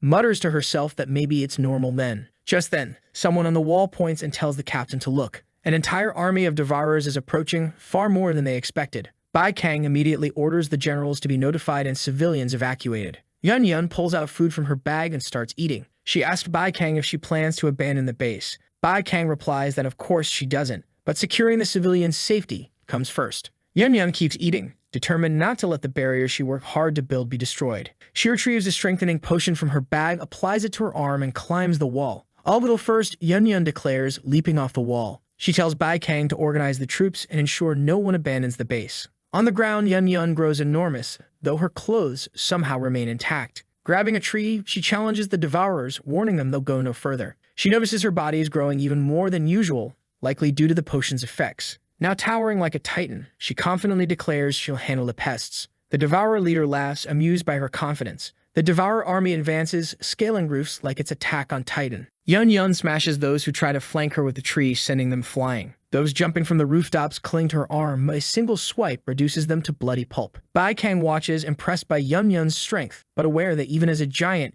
Yun Yun can't last forever. At this rate, the base will fall unless something changes. Yun Yun keeps swinging her tree, scattering the Devourers and intimidating them. Down below, the Devourers hesitate, visibly afraid. Dia appears, questioning their lack of willingness to fight. Suddenly, the Devourers, unable to resist a woman's presence, lunge at her. Dia smacks their heads, taunting them for their newfound courage and claiming they now have the energy to face Yun Yun. She plants seeds in their heads, causing confusion. Dia reveals that during her imprisonment in Hexiang, she discovered her blood enhances plants' strength. She can even grow a sprout within someone, though it costs their life. From the Devourer's heads sprout grotesque flesh plants. The creatures mutate, with eyes emerging in the middle of their faces. Yun Yun turns to see three massive monstrosities before her. The leader grins, claiming this is the perfect opportunity. While the monsters distract Yun Yun, the rest of the Devourers are to invade the base and destroy everything. Two of the creatures climb the wall, shouting their intent to kill everyone. But they're greeted with a shot straight to the head. One stares in confusion at the array of tanks before them. They can't fathom how this isolated base has such a massive military arsenal.